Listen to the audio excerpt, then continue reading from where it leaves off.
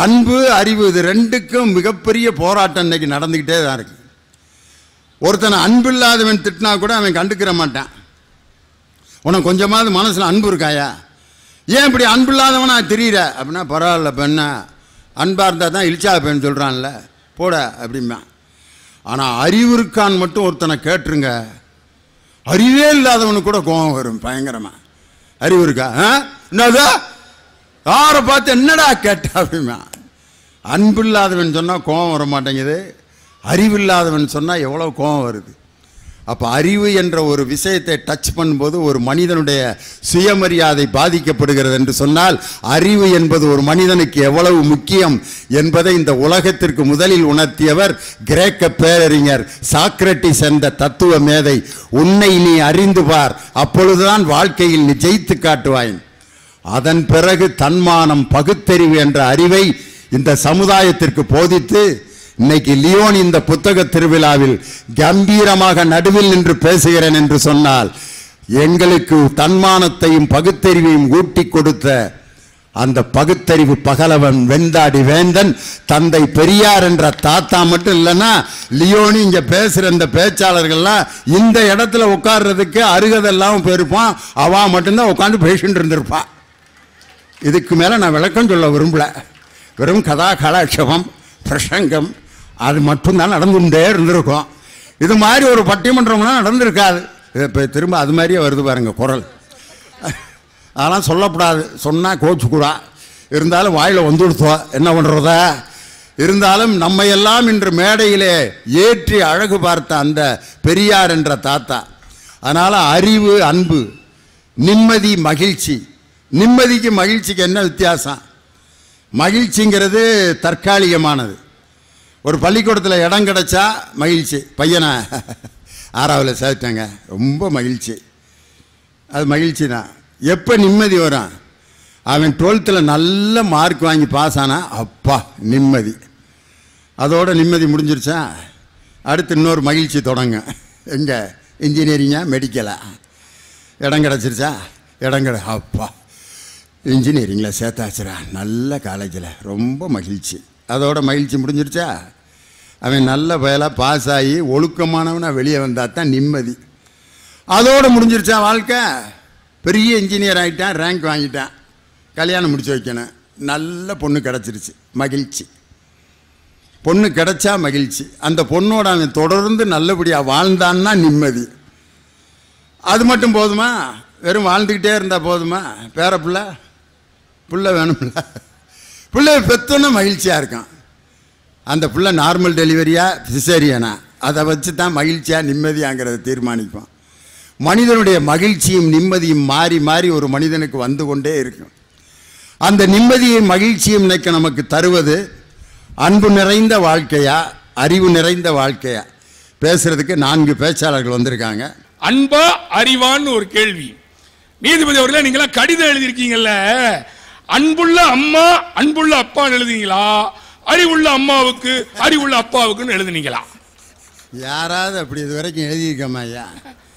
அறிவுள்ள அப்பா அவர்களுக்கு அன்புள்ள மகன் எழுதுனா அப்புறம் நான் என்னடா அன்புள்ளாதவனா அப்படின்னு தான் கேட்பாங்க. நீதிபதி அவர்களே, அன்புதான், அன்பின் வழி அது உயிர்நிலை. 3000 ஆண்டுகளுக்கு முன்னரே வள்ளுவன் அழகா சொல்லிட்டார், அன்பின் வழி அது உயிர்நிலை, அத்திலார்க்கு என்பு தோல் போர்த்த உடம்பு. அன்பு இல்லாதவனுக்கு அது உடம்பு ஒரு எலும்பு மேல போர்த்தப்பட்ட தோல். மனுஷன் அன்புங்க. அதனால்தான் நீதிபதி அவர்களே, இனியவன் அவர்களே, அன்புடைமை என்கிற அதிகாரத்தை 8வது அதிகாரமாக வைத்து விட்டார் வள்ளுவர். உங்களுடைய அறிவுடைமைய 47வது இடத்துக்கு கொண்டு போனாரு. அன்பு முக்கியம்னு வள்ளுவருக்கு தெரிஞ்சிருக்கு, எங்க ராமராஜன் சங்கருக்கு தெரியல. நீதிபதி அவர்களே, அன்பு இதயம் சார்ந்தது, அன்பு இதயம் சார்ந்தது, அறிவு மூளை சார்ந்தது. அன்பு பொதுநலம் சார்ந்தது, அறிவு சுயநலம் சார்ந்தது. அறிவு அடுத்தவனை தோக்கடிச்சு சந்தோஷப்படும், அன்பு அடுத்தவன் தோத்து போனால் அவன் வெற்றிக்கு பாராட்டு சொல்லும், அதுதான் அன்பு. இனியவன் அன்பு தீயை வளர்க்கும், அன்பு அன்பு அன்பு அன்புன்னு பேசுறோமே, உங்க அறிவு தீய வளர்க்கும், அன்பு தீபத்தை வளர்க்கும். அதுதான் அன்பு. தாய் அப்படிங்கிற அம்மா அன்பு சார். ஒரு கவிஞன் சொன்னா, அம்மா அப்படிங்கிற விஷயத்தை ரசிச்சு சொன்னான். ஆ என்பது உயிரெழுத்து. வயிற்றிலே கருவுக்கு உயிர் கொடுக்கிறாள் அம்மா. ஆ உயிரெழுத்து. அடுத்து இம் என்பது மெய்யெழுத்து. அந்த கரு வாழ்வதற்கு தன் உடலையே தருகிறாள். மெய்யெழுத்துக்கு உடல்னு ஒரு பொருள் இருக்கு. 10 மாதம் சுமந்து உயிர்மெய்யாய் இந்த உலகத்திலே குழந்தையை பெற்றெடுத்து வளர விடுகிறாள். எனவே ஆ இம் மா அம்மா என்றால் அன்பு இல்லையா? அன்பு என்பதை பற்றி சுருக்கமா ஒரு கவிதை சொல்லுங்கன்னு ஒருத்தன் சொன்னான். உடனே சொன்னான், அம்மா அதுதாங்க கவிதை, அன்புனா அம்மா. அதே அம்மா கேட்டிருந்தால் நீ என்று இன்னும் சுருக்கமாக சொல்லி இருப்பேன் என்று சொன்னான். என்ன சார் உங்க அறிவு? நியூட்டன் ஃபர்ஸ்ட் லா படிக்கிறான், நியூட்டன் செகண்ட் லா படிக்கிறான், நியூட்டனின் 3ஆம் விதி படிக்கிறான். Every action there is a opposite and equivalent reaction. ஃபுட்பால்ல பஸ்ல இறங்க தெரியாம விழுந்து செத்து போயிட்டானே சார். என்ன உங்க படிப்பு? டே எங்கடா போயிட்டு வர்ற மகனே? என்ன அம்மா அம்மா அம்மா நீ ஃப்ரிட்ஜுக்குள்ள வச்சிருந்தேல அந்த செடியை நம்ம வீட்டு தோட்டத்தில் நட்டுட்டு வர்றேன் அம்மா அம்மான்னு சொன்னான். அம்மா சொன்னா, அட பாவி, அது நான் ரசத்துக்கு வச்சிருந்த கொத்தமல்லி இலடான். இன்னைக்கு நிலைமை அப்படித்தானே சார் இருக்கு. நீதிபதி அவர்களே, அப்துல் கலாம் ஐயாட்ட போய் கேட்டாங்க, அறிவை விரிவு செய்யு, நீங்க பொக்ரான்ல அணுகுண்டு வெடிச்சீங்களே, உங்க வாழ்க்கையில மறக்க முடியாத நிகழ்ச்சி எது? உங்க அறிவை பயன்படுத்தி பொக்ரான்ல அணுகுண்டு வெடிச்சீங்களே ஐயா, அதுவா? இல்லைன்ட்டார். அக்னி ஏவுகணை விட்டீங்களே அறிவை பயன்படுத்தி, அதுவா? இல்லைன்ட்டார். அப்ப நீங்களே சொல்லுங்க எது?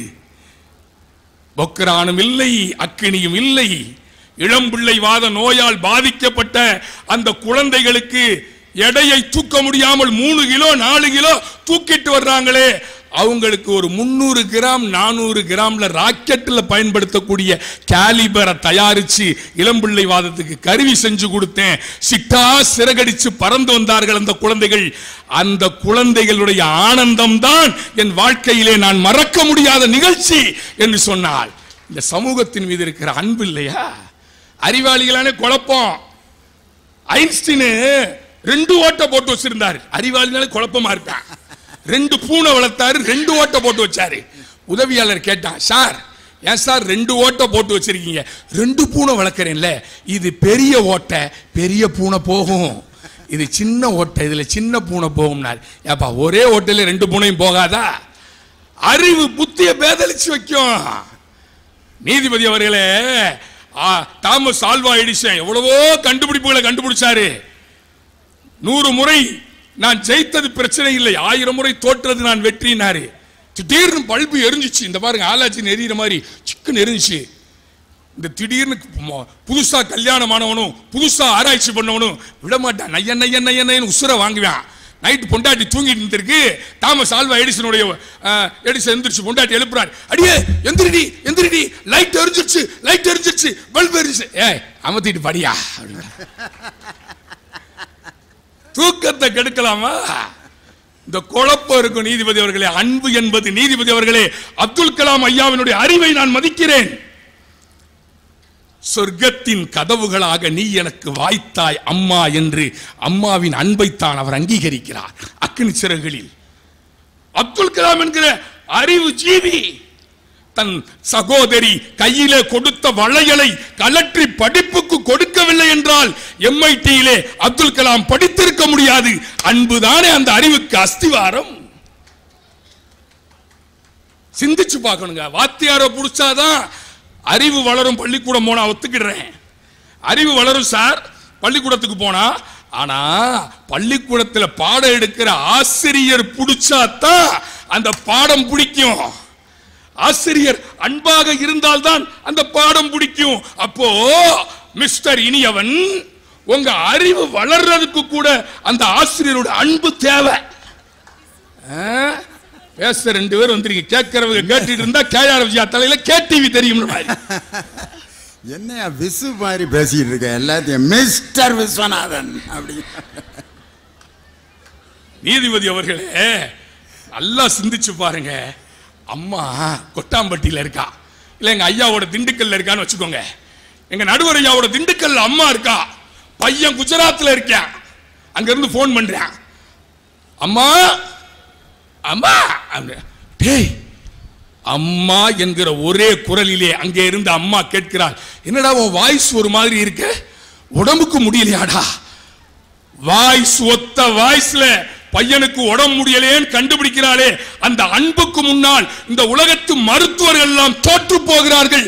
நண்பர்களே, அம்மாவினுடைய அன்பின் அறிவு சிந்தித்து பார்க்க வேண்டும். இந்த மனைவி சொல்றான்னு வச்சுக்கோங்க, வெளியில நின்றுட்டு பார்த்துட்டு என்னங்க அப்படின்னு மனைவி சொல்றான்னு வச்சுக்கோங்க, யாரோ புது ஆள் வந்திருக்கான்னு அர்த்தம்.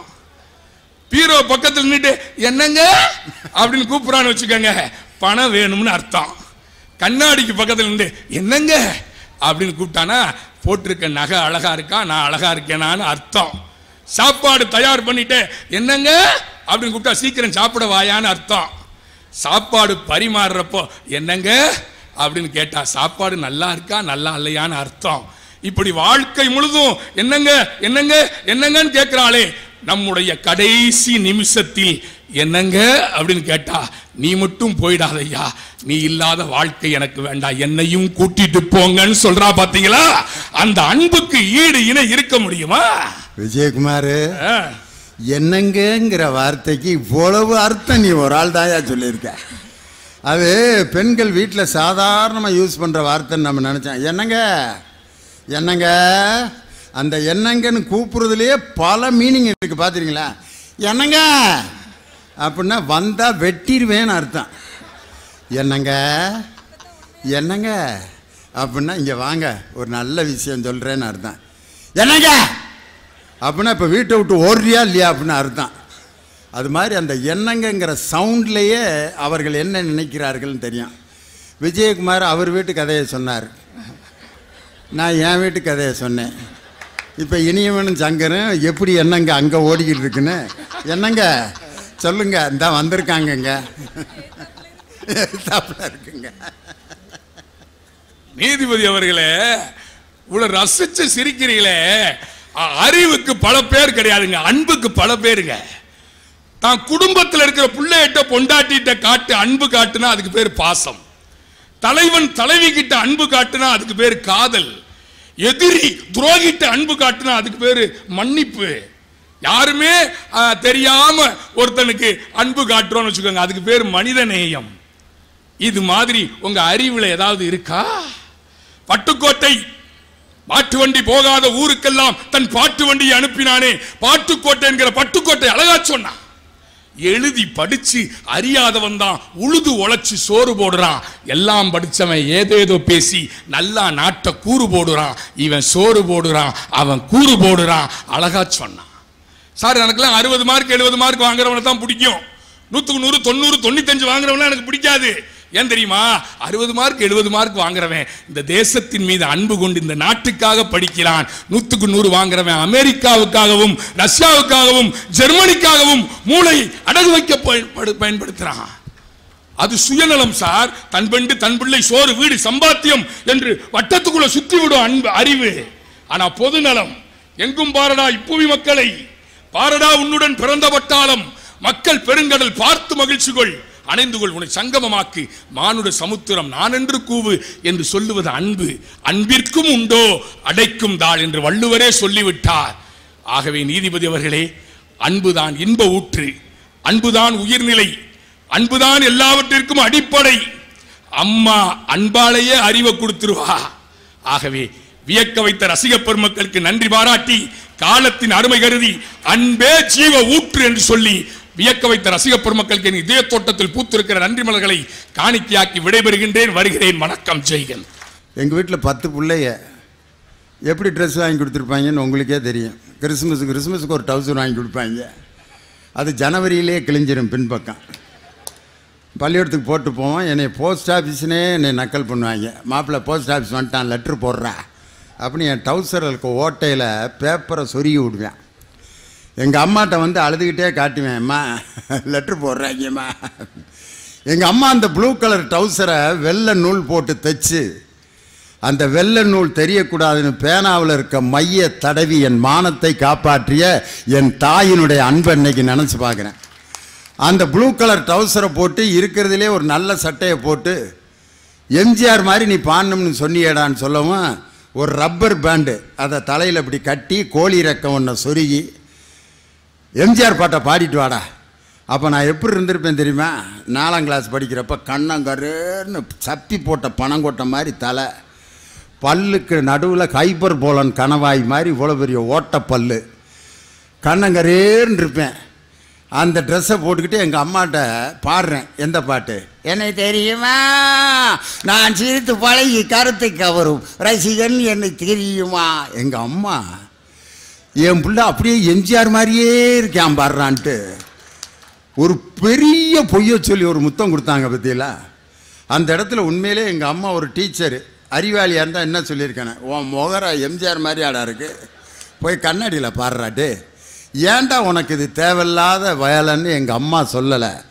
அந்த கருப்பு மகனை கூட எம்ஜிஆர் என்று என் தாய் கொடுத்த முத்தம் தான் லியோனி இந்த இடத்துல நடுவராக்கி இந்த இடத்துல உட்கார வச்சிருக்கிறதுக்கு காரணம் என் தாயினுடைய அளவு கடந்த அந்த அறிவு கிடையாது, அன்பு தான் அப்படின்னு சொல்லி விஜயகுமார் ரொம்ப அழகாக பேசினார். உண்மையிலே ரொம்ப சந்தோஷமாக இருக்கு. நல்ல தலைப்பு, அன்பா அறிவா என்கிற ஒரு கேள்வியை இங்க கேட்டிருக்காங்க. உண்மையிலேயே நடுவர் அவர்களே, இந்த அன்புக்கு என்ன ஆதாரம் என்பதுதான் இங்க கேள்வி.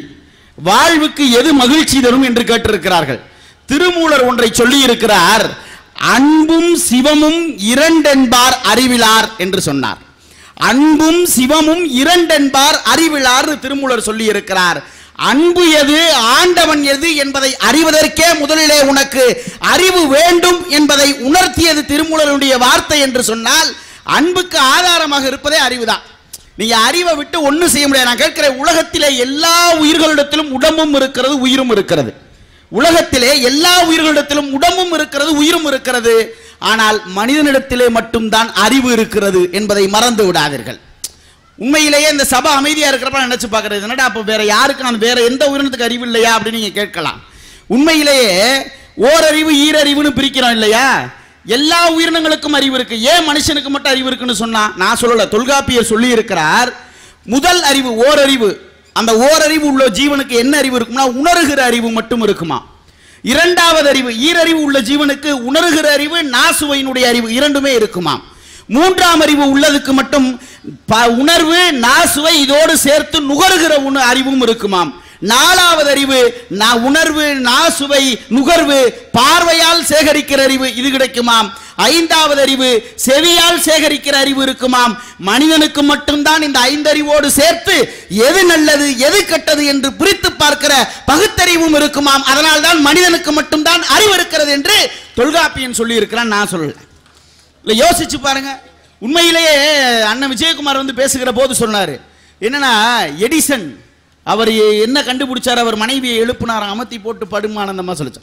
எடிசனிடம் பேட்டி கேட்டாங்க, நீங்க என்ன சார் நீங்க பல்பை கண்டுபிடிச்சிட்டீங்கன்னு இவ்வளவு சந்தோஷப்படுறீங்களே, நீங்க 1000 முறைக்கு மேல நீங்க தோற்று தானே இந்த பல்பை கண்டுபிடிச்சீங்க, நீங்க தோற்று அந்த 999 முறையை பத்தி நீங்க என்ன நினைக்கிறீங்கன்னு கேட்டாராம்.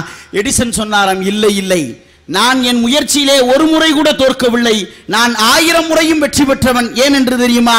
மீதம் இருந்த 999 பொருளும் இந்த பல்பை கண்டுபிடிப்பதற்கு பயன்படாது என்பதை கண்டுபிடித்தவன் நான் மட்டும்தான். ஆக 1000 முறையும் வெற்றி கண்டவன் நான் தான் சொன்னார். நீங்க என்ன சாதாரணமா பேசிக்கிட்டு இருக்கீங்க? இதுல வேகமா வந்து என்னங்க, அவங்க எண்ணங்களுக்கு 1000 அர்த்தம் இருக்கும். இதுல நடுவர் வேற, எல்லாருக்கும் ஒரு எண்ணங்க. எங்க வீட்லயும் ஒரு எண்ணங்க இருக்கு. என்ன தெரியுமா? 2 பசங்க எனக்கு கல்யாணம் ஆகி 3 வருஷத்துல 2 பசங்க. இவங்க 2 பேரையும் பார்த்துக்கிறதா, ரெட்ட பிள்ளையா கூட இருக்க கூடாதா? இல்ல, ஒரு திறமையை பாராட்டணும்ல. நடுவர்களே, உண்மையிலே எல்லாத்துக்கும் ஒரு எண்ணங்க இருக்கு. என் வீட்டுக்காரமா அடுப்படிக்குள்ள நின்று கேட்கும், 2 பேர் கத்திக்கிட்டு இருப்பாங்க, அடுப்படிக்குள்ள ஒரு சத்தம் வரும், என்னங்கன்னு. அந்த எண்ணங்களுக்கு என்ன அர்த்தம்னா, இந்த 2 பேரையும் பாத்துக்கிறீங்களா, பாத்திரம் கழுவுறீங்களான்னு அர்த்தம். மாடிக்கு துணி அள்ளிட்டு போகும்போது ஒரு சத்தம் போடும், என்னங்கன்னு. அந்த எண்ணங்களுக்கு என்ன அர்த்தம்னா, இந்த 2 பேரையும் பாத்துக்கிறீங்களா இல்ல வாஷிங் மிஷின்ல துணி போடுறீங்களான்னு. நடுவர்களே, உண்மையிலே நான் சொல்றேன், எது தெரியுமா புத்திசாலித்தனம்? இந்த 2 பேரை பாத்துக்கிறது இல்ல, பாத்திரம் விளக்குறதும் துணி துவைக்கிறதும் தான் புத்திசாலித்தனம். 2 பிள்ளையும் பெற்ற எல்லா தகப்பனுக்கும் தெரியும். இல்ல யோசித்து பாருங்கள். அன்பு என்பது எப்படிப்பட்டது என்பதை தயவு செய்து புரிந்து கொள்ளுங்கள். அன்பு நமக்கு 1000 பிரச்சனையை தரும் நடுவர்களே. இன்னைக்கு பிள்ளையின் மீது நமக்கு எவ்வளவு வேணா அன்பு இருக்கட்டும் சார். அன்பு எப்பயுமே பிள்ளைகள் மேல அதிகமா வச்சுட்டோம்னு வச்சுக்கோங்களேன், எந்த தகப்பனுக்கும் சரி எந்த தாய்க்கும் சரி எதையுமே சரியாக சிந்திக்கிற உணர்வு இருக்காது. நான் ஒண்ணு சொல்றேன், தமிழனுடைய தமிழனுக்கு மிகப்பெரிய பெருமை என்ன தெரியுமா? அவனுடைய அறிவு தான். ஏன் தெரியுமா? இந்த மதுரைக்கு அது ரொம்ப பேர் போனது ஒண்ணு இருக்கு. என்ன தெரியுமா? அந்த கெடா வெட்டுறதுன்னு ஒண்ணு இருக்கு. கெடா வெட்டுவான், கோழி அறுப்பான். இதெல்லாம் ஏண்டா வந்துச்சுன்னு பின்னாடி போய் கண்டுபிடிச்சா உண்மையிலேயே தமிழன் எவ்வளவு பெரிய புத்திசாலி தெரியுமா? ஆட்டுக்கு சண்டை வச்சிருக்கான். அதுல தோத்த ஆடை தான் கடாயா வெட்டி இருக்கான். ஜெயிச்ச ஆடை இனப்பெருக்கத்துக்கு விட்டுருக்கான். கோழிக்கும் சண்டை வச்சிருக்கான். தோத்த சேவலை வெட்டி இருக்கான். ஜெயிச்ச சேவலை இனப்பெருக்கத்துக்கு விட்டுருக்கான். மாட்டுக்கு சண்டை வச்சான். தோத்த மாட்டை வெட்டினான். ஜெயிச்ச மாட்டை தான் இனப்பெருக்கத்துக்கு விட்டான். ஏன் தெரியுமா? தமிழன் மட்டும்தான் வீரத்தையும் வீரியத்தையும் அடுத்த தலைமுறைக்கு கடத்த வேண்டும் என்கிற மிகப்பெரிய குணத்தோடும் அறிவோடும் இருந்தார். சார் இன்னைக்கு என்ன நம்ம பெரிய சானிடைசர் யூஸ் பண்றோம்? அந்த காலத்திலே சானிடைசர் யூஸ் பண்ணவே சார் நம்ம தமிழ. நீங்க பத்திரிக்கையில 4 மூலையில மஞ்சள் வைக்கிறோம். ஏன் தெரியுமா? மஞ்சள் மாதிரி ஒரு சானிடைசர் எதுவுமே கிடையாது, கிருமிநாசினி. பத்திரிக்கையில 4 மூலையில மஞ்சள் வச்சோம். எல்லா ஊருக்கும் போய் பத்திரிகை கொடுத்தோம். அந்த காலத்துல கிராமங்கள்ல தொற்று வியாதிகள் அதிகமா இருந்துச்சான். ஒரு கிராமத்திலிருந்து இன்னொரு கிராமத்துக்கு வியாதி தொற்றுங்கிறதுக்காக அந்த பத்திரிகையின் மூலமாக கூட ஒரு தொற்று வியாதி பரவிடக்கூடாது என்பதற்காக பத்திரிகையின் 4 மூலைகளிலும் மஞ்சள் வைத்த மிகப்பெரிய அறிவாளி இந்த உலகத்திலேயே தமிழனாக மட்டும்தான் இருக்க முடியும். அவருடைய அறிவுக்கும் சிந்தனைக்கும் எந்த அளவுக்கு யோசிச்சு பாருங்க. இன்னைக்கு கலாச்சாரங்கள் எவ்வளவு மாறிடுச்சு சார். எவ்வளவு பெரிய பெருமைக்கு சொந்தக்காரங்க தெரியுமா? நம்ம ஜவு முட்டாய் பொம்மைக்கு கூட சேலை கட்டி பார்த்தவங்க சார். நம்ம ஜவு முட்டாய் பொம்மைக்கு கூட சேலை கட்டி பார்த்தவங்க. ஆனா இன்னைக்கு குழந்தைகளுடைய உடல்நிலை எப்படி மாறிடுச்சு, எவ்வளவோ மாறிடுச்சு சார். அதுல இந்த பொம்பளை பிள்ளைகளுக்கு லெகின்ஸ்னு ஒன்று கண்டுபிடிச்சிருக்கான். இந்த உடை எங்கடா கண்டுபிடிச்சான்னு பார்த்தா ஜெகன்மோகின்ல ஒரு காலத்துல பேய் குட்டி போட்டிருக்கும் பார்த்திருக்கீங்களா? மேல இருந்து கீழே மாதிரி ஒரே ட்ரெஸ். அதுல அந்த இடுப்பு கீழே வெட்டினதை லெகின்ஸ் கண்டுபிடிச்சிட்டான். இப்போ ஒரு லெஹங்கான இன்னொரு உடையை கண்டுபிடிச்சிருக்கான். அப்படியே இங்க இருந்து புசு புசுன்னு பெரிய பாவாடை மாதிரி. நடுவர்களே உண்மையிலேயே ஒரு பிள்ளை போட்டு வருது, பூதக்குட்டி மாதிரியே இருக்கு நடந்து வரும்போது. அதை பார்க்கவே பயமா இருக்கு. ஒரு காலத்துல பேண்ட் கிழிஞ்சிருந்தா நம்ம தூக்கி போடுவோம். இன்னைக்கு கிழிஞ்ச பேண்ட் தான் உலகத்திலே காஸ்ட்லியா இருக்கு. அந்த அளவிற்கு உடை நாகரிகங்கள் மாறி இருக்கிறது. ஆனால் தமிழனுடைய அறிவு என்ன தெரியுமா? உண்மையிலே தமிழன் எவ்வளவு பெரிய அறிவாளி தெரியுமா? நடுவுள்ளே நம்முடைய பாரம்பரிய உடை சேலையும் வேட்டியும்.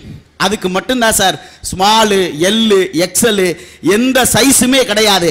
அளவே இல்லாத உடையை பயன்படுத்திய ஒரே அறிவாளி நம்ம தமிழன் மட்டும்தான். வீட்டுக்கு யாரு வந்தாலும் வேட்டி சேலை எடுத்து கொடுத்துடலாம், எந்த சைஸுக்கும் பத்தும். இன்னைக்கு நிறைய டபுள் எக்ஸல் தான் நாட்டில் சுத்துது. யோசிச்சு பாருங்க. இல்ல காலங்கள் எவ்வளவு மாறி இருக்கிறது சார். நீங்க அன்புன்னு சொல்ற, நான் உண்மையிலேயே நான் ஒரு செய்தியை பதிவு செய்யறேன். நீங்க எந்த தகப்பனெல்லாம் தான் பிள்ளைக்கு 2 லட்சம் ரூபாய்க்கு மேல பைக் வாங்கி தரானோ அவன் உண்மையிலேயே இந்த நாட்டிலே ஒரு நல்ல தகப்பன் கிடையாது நடுவர் அவர்களே. 2 லட்சம் ரூபாய்க்கு மேல வெறும் ஸ்பீடு மட்டும் தான்டா இருக்கும்னு ஒரு பைக் வாங்கி தரான் பாருங்க, அவன் உண்மையிலேயே நல்ல தகப்பனே கிடையாது. 2 ஆம்பளை பிள்ளைகளை பெத்திருக்கீல, இப்பத்தானே 3 வயசு 1.5 வயசு ஆகுது, வரட்டும் பார்த்துக்கிறலாம். வாங்கி தெரியா இல்லையானா அப்புறம் தெரியும். வாங்கி கொடுக்க கூடாதுங்கிறத என்னோட கேள்வி. இல்ல உண்மையிலேயே கொடுக்க கூடாது நடுவில். ஏன்னா நடந்த செய்தி, என் நண்பன் ஒருத்தனுக்கு 2.25 லட்சம் ரூபா போட்டு பைக் வாங்கி தந்தாங்க சார். உண்மையிலே அவ்வளவு பெரிய படிப்பாளி, அவ்வளவு பெரிய அழகன், அவ்வளவு பெரிய அறிவாளி.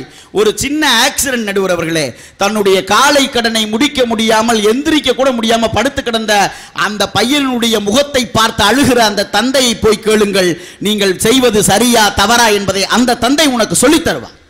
அன்பு எவ்வளவு பெரிய தவறையும் செய்ய வச்சிடும் நடுவர் அவர்களே. யோசித்து பாருங்க. இன்னைக்கு இந்த போன் வந்ததுக்கு அப்புறம் எதை வேணாலும் வாங்கி கொடுக்குறான். ஒரு பையன் சொல்றான், வேகமா கேம் விளையாண்டுட்டே இருக்கான். அவன் வேகமா அம்மா டேய் வாடா சாப்பிட வாடான்னு கூப்பிடுறான். அவன் சொல்றான், அம்மா இருமா இன்னும் கொஞ்ச நேரத்தில் செத்துருவேன் வந்துடுறேங்கிறான். எது அந்த கேம்ல விளையாண்டு செத்துருவானா, அப்புறம் சாப்பிட வரேங்கிறான். யோசித்து பாருங்கள், இந்த வார்த்தைகள் எல்லாம் நமக்கு எது தருகிறது நடுவர் அவர்களே? அன்பு என்பது 1000 பிரச்சனைகளை உங்களுக்குள்ளே கொண்டு வரும். அறிவு மட்டும்தான் எல்லாவற்றிற்கும் ஒரு தீர்வை சொல்லும். யோசிச்சு பாருங்க. நான் வாழ்க்கை என்பதே ஒரு இருண்ட காடு என்றவர்களே. எப்பயுமே எல்லார் கையிலையுமே வாழ்க்கை என்பது ஒரு இருண்ட காடு. ஏன்னா அடுத்த நொடி நம்ம வாழ்க்கையில என்ன நடக்க போகுதுன்னு நமக்கு தெரியாது. ஆனால் வாய்ப்பு என்பது நமக்கு எப்போதாவது ஒரு முறை கிடைக்கும். அதை பயன்படுத்துகிறவன் தான் அறிவாளி. உண்மையிலேயே ஒரு இருண்ட காட்டில் ஒருத்தனை கூப்பிட்டு சொன்னாங்க, வா உன் கையில ஒரு கொல்லிக்கட்டையை தருகிறோம், இந்த கொல்லிக்கட்டை 3 நிமிஷம் தான் இந்த காட்டுக்குள்ள போகையில எரியும். நீ இதன் பிறகு இந்த காட்டை இங்கிருந்து அந்த அக்கறைக்கு கடக்கணும். ஆனால் 3 நிமிடங்களுக்கு மேல் இந்த கொல்லிக்கட்டை எரியாது என்பதை சொன்ன பிறகு எத்தனை பேர் இந்த வாய்ப்பை பயன்படுத்த தயாராக இருக்கிறார்கள்? எத்தனையோ பேர் போகல, ஒரே ஒரு பையன் மட்டும்தான் போனான் நடுவர்களே. 3 நிமிஷம் அந்த கொல்லிக்கட்டையை பிடிச்சிட்டு உள்ள போனான். 3 நிமிஷத்துக்குள்ள போனதுக்கு அப்புறம் அந்த இருண்ட காட்டுக்குள்ள அந்த கொல்லிக்கட்டை அணைஞ்சுது. ஆனால் அந்த 3 நிமிடங்களை கடந்து மீண்டும் 1 நிமிஷத்தை கடந்ததுக்கு அப்புறம் தான் 1 நிமிஷம் மட்டும்தான் அந்த கொல்லிக்கட்டை எரியாது, அடுத்த 3வது நிமிடம் அந்த கொல்லிக்கட்டை எரியும் என்பதை முதல் 3 நிமிடம் கடந்தவனுக்குத்தான் தெரியும் என்று சொன்னால் நாம் அந்த வாய்ப்பை பயன்படுத்த எத்தனை பேர் காத்திருக்கிறோம்? சார், அறிவாளிகளால் மட்டும்தான் இந்த உலகம் ஜெயித்திருக்கிறது. யோசித்து பாருங்க. இன்னைக்கு 2ஆம் மகாராணி எலிசபெத் ராணி இறந்த பிறகு இன்னைக்கு எல்லா பேஸ்புக்ல எல்லா தகவல்கள் பரவுது. என்ன பரவுது? காமராஜர் உட்கார்ந்திருக்கிறார், எலிசபெத் ராணி பரிமாறுகிறார். தன்னுடைய மரபையும் மீறி ஒரு தமிழ்நாட்டினுடைய முதல்வருக்கு ஒரு இங்கிலாந்து மகாராணி எழுந்து நின்று பரிமாறுகிறார். காரணம் காமராஜர் மீது கொண்ட அன்பு அல்ல, காமராஜர் கொண்ட அறிவு மட்டும்தான் எலிசபெத் ராணியவே எழுந்து நிற்க வைத்திருக்கிறது என்று சொன்னால் அறிவுக்குத்தான் அந்த அங்கீகாரம் கிடைக்கும் நடுவர்களே. ஏன் தெரியுமா? காமராஜர் தான் சார் சொன்னாரு, இந்த பிள்ளைகளுக்கெல்லாம் சோறு போட்டாதான்டா பள்ளிக்கூடத்துக்கு போவாங்கன்னு சொன்னப்ப கஜானாவிலே காசு இல்லைன்னு சொன்ன பொழுது முதலமைச்சர் சொன்னார், இந்த பிள்ளைகளுக்கு சோறு போடுவதற்காக நான் வீதி வீதியாக இறங்கி பிச்சை எடுப்பதற்கு கூட தயாராக இருக்கிறேன் என்று சொன்னவர் காமராஜர். ஏனென்றால் காமராஜருக்கு மட்டும்தான் தெரியும், படிக்கவில்லை என்றால் ஒரு காமராஜர் தான் உருவாவான், படிச்சாதான் அந்த நாட்டில் பல காமராஜர் உருவாகுவான்னு காமராஜருக்கு தெரிஞ்சிருக்கு சார். அதனாலதான் அந்த படிக்காத மேதைன்னு நம்ம சொல்றோம். யோசித்து பாருங்கள், அறிவு எத்தனை விஷயங்கள் இருந்திருக்கிறது சார். நிறைவாக நான் ஒரே ஒரு செய்தியை சொல்கிறேன். சமயோசித அறிவு என்பது எல்லோருக்கும் வேண்டும். சமயோசித அறிவு என்பது எல்லோருக்கும் வேண்டும். அன்பு எல்லா இடத்திலையும் ஜெயிக்க முடியாது. ஒரே ஒரு கையில்லாத ஒருவன் நிறைய இடத்துக்கு போய் கும்பு கத்துக்க ஆசைப்பட்டானா. எல்லாரும் சொன்னாங்களாம், ஒரு கை இல்லப்பா உனக்கெல்லாம் கும்பு கத்து தர முடியாதுன்னு சொன்னாங்களாம். ரொம்ப போராடி எல்லாருக்கிட்டையும் போய் கத்துக்கா. கடைசியில் ஒரே ஒரு குரு நான் உனக்கு சொல்லித்தரேன் வா அப்படின்னு சொல்லி நிக்க வச்சு கும்பு அவருக்கு சொல்லி கொடுத்துருக்கிறாரு. அதன் பிறகு இவன் எல்லாரும் வழக்கமாக போகிற நேரங்களை தாண்டியும் மேலும் கொஞ்சம் அதிகமாக நேரம் எடுத்து அந்த குரு கிட்ட நிறைய வித்தைகளை கத்திருந்திருக்கான். கடைசியாக கும்பு போட்டிக்கு போய் நின்றுட்டான். முதல் போட்டி நடக்கிறது. முதல் போட்டியிலே தன்னை ஏத்தாப்பு நிற்கிறவனை அடிச்சு இவன் ஜெயிச்சிட்டான். 2வது போட்டி இதே மாதிரி நடக்குது, தன்னை அடிச்சு ஜெயிச்சிட்டான். அரையிறுதி நடக்குது, ஜெயிச்சிட்டான். கடைசியா இறுதி போட்டி நடந்துருது. உலகத்திலேயே மிகப்பெரிய வீரன் கும்பு வீரன் ஏத்தாப்புல நிற்கிறான், இவன் ஏத்தாப்புல நிற்கிறான், ஒரே ஒரு கை இல்லாதவன். இவன் எப்பரா ஜெயிக்க போறான்னு எல்லாரும் பார்த்துக்கிட்டு இருந்தாங்க சார். ஒரே கிக்கு அடிச்சான், ஜெயிச்சிட்டான். பத்திரிகைக்காரங்களாம் வேகமாக கொண்டு வந்து எப்படியா நீ ஜெயிச்ச அப்படின்னு அவன் சொன்னான். சார், அவன் உலகத்திலேயே மிகப்பெரிய வீரன் எனக்கும் தெரியும், அவனுக்கு எல்லா வித்தையும் தெரியும்னு எனக்கு தெரியும். ஆனால் அதையும் தாண்டி எனக்கு ஒரு சின்ன நம்பிக்கை இருந்தது. ஏன் தெரியுமா? நான் பயன்படுத்திய வித்தை கும்பிலேயே மிக கஷ்டமான வித்தை. அந்த வித்தையை நான் அவன் மீது பிரயோகிக்கிற பொழுது அவன் என்னுடைய இடது கையை பிடித்தால் மட்டும்தான் தப்பிக்க முடியும். அந்த இடது கை எனக்கு இல்லாத காரணத்தில் அவன் தோற்கடிக்கப்பட்டான், நான் வெற்றி அடைந்தேன்னு சொன்னான். சார், கையில்லாதவன் கூட இந்த நாட்டிலே மிகப்பெரிய வெற்றியை அடைய முடியும் என்று சொன்னால் அறிவால் மட்டும்தான் வெல்ல முடியும் என்பதை சொல்லி, ஆக அறிவு இருப்பவர்கள் மட்டும்தான் இந்த வாழ்க்கையை வென்றிருக்கிறார்கள், வரலாற்றை படைத்திருக்கிறார்கள் என்று சொல்லி வாய்ப்புக்கு நன்றி விடுபடுகிறேன். நன்றி, வணக்கம். அன்பு உடனே பரவசப்பட்டு என்ன செய்யணும்னு தெரியாம கட்டி பிடிச்சி ஐயோ அப்படின்னு அழுகிறேன். அறிவு தான் சொல்லும். இப்ப வந்துட்டு இருக்கிறது கோவிட் என்ற ஒரு வைரஸ், நீ பக்கத்தில் போகக்கூடாது என்று முகக்கவசம் அணிய சொன்னது அறிவு. அப்படி அணிந்ததால் தான் இப்ப முகக்கவசம் இல்லாம அந்த நோயினுடைய பாதிப்பிலிருந்து இப்ப நம்மை விலக்கி வைத்தது அறிவு என்ற அந்த ஆயுதம் தான். இன்னைக்கு நம்ம அந்த வியாதியிலிருந்து இன்னைக்கு தப்பிச்சிருக்கான். அருமையா பேசினார். அறிவுங்கிறது எவ்வளவு முக்கியம்னு. அறிவுள்ளவர்கள் தான் உண்மையிலே சிரிக்க முடியும். எங்கேயாவது 4 நாய் சேர்ந்து ஜோக்கடிச்சிட்டு போறதை பார்த்துருக்கீங்களா? வாங்க நம்ம மாமா வீட்டு கல்யாணத்துக்கு போகலான்ட்டு நாய் ஒரு 5 நாய் பஸ் எடுத்துக்கிட்டு கல்யாணத்துக்கு போகுதா? இல்லை ஒரு 5-6 நாய் நகைச்சுவை பேசி சிரிக்கிறத பார்த்துருக்கீங்களா?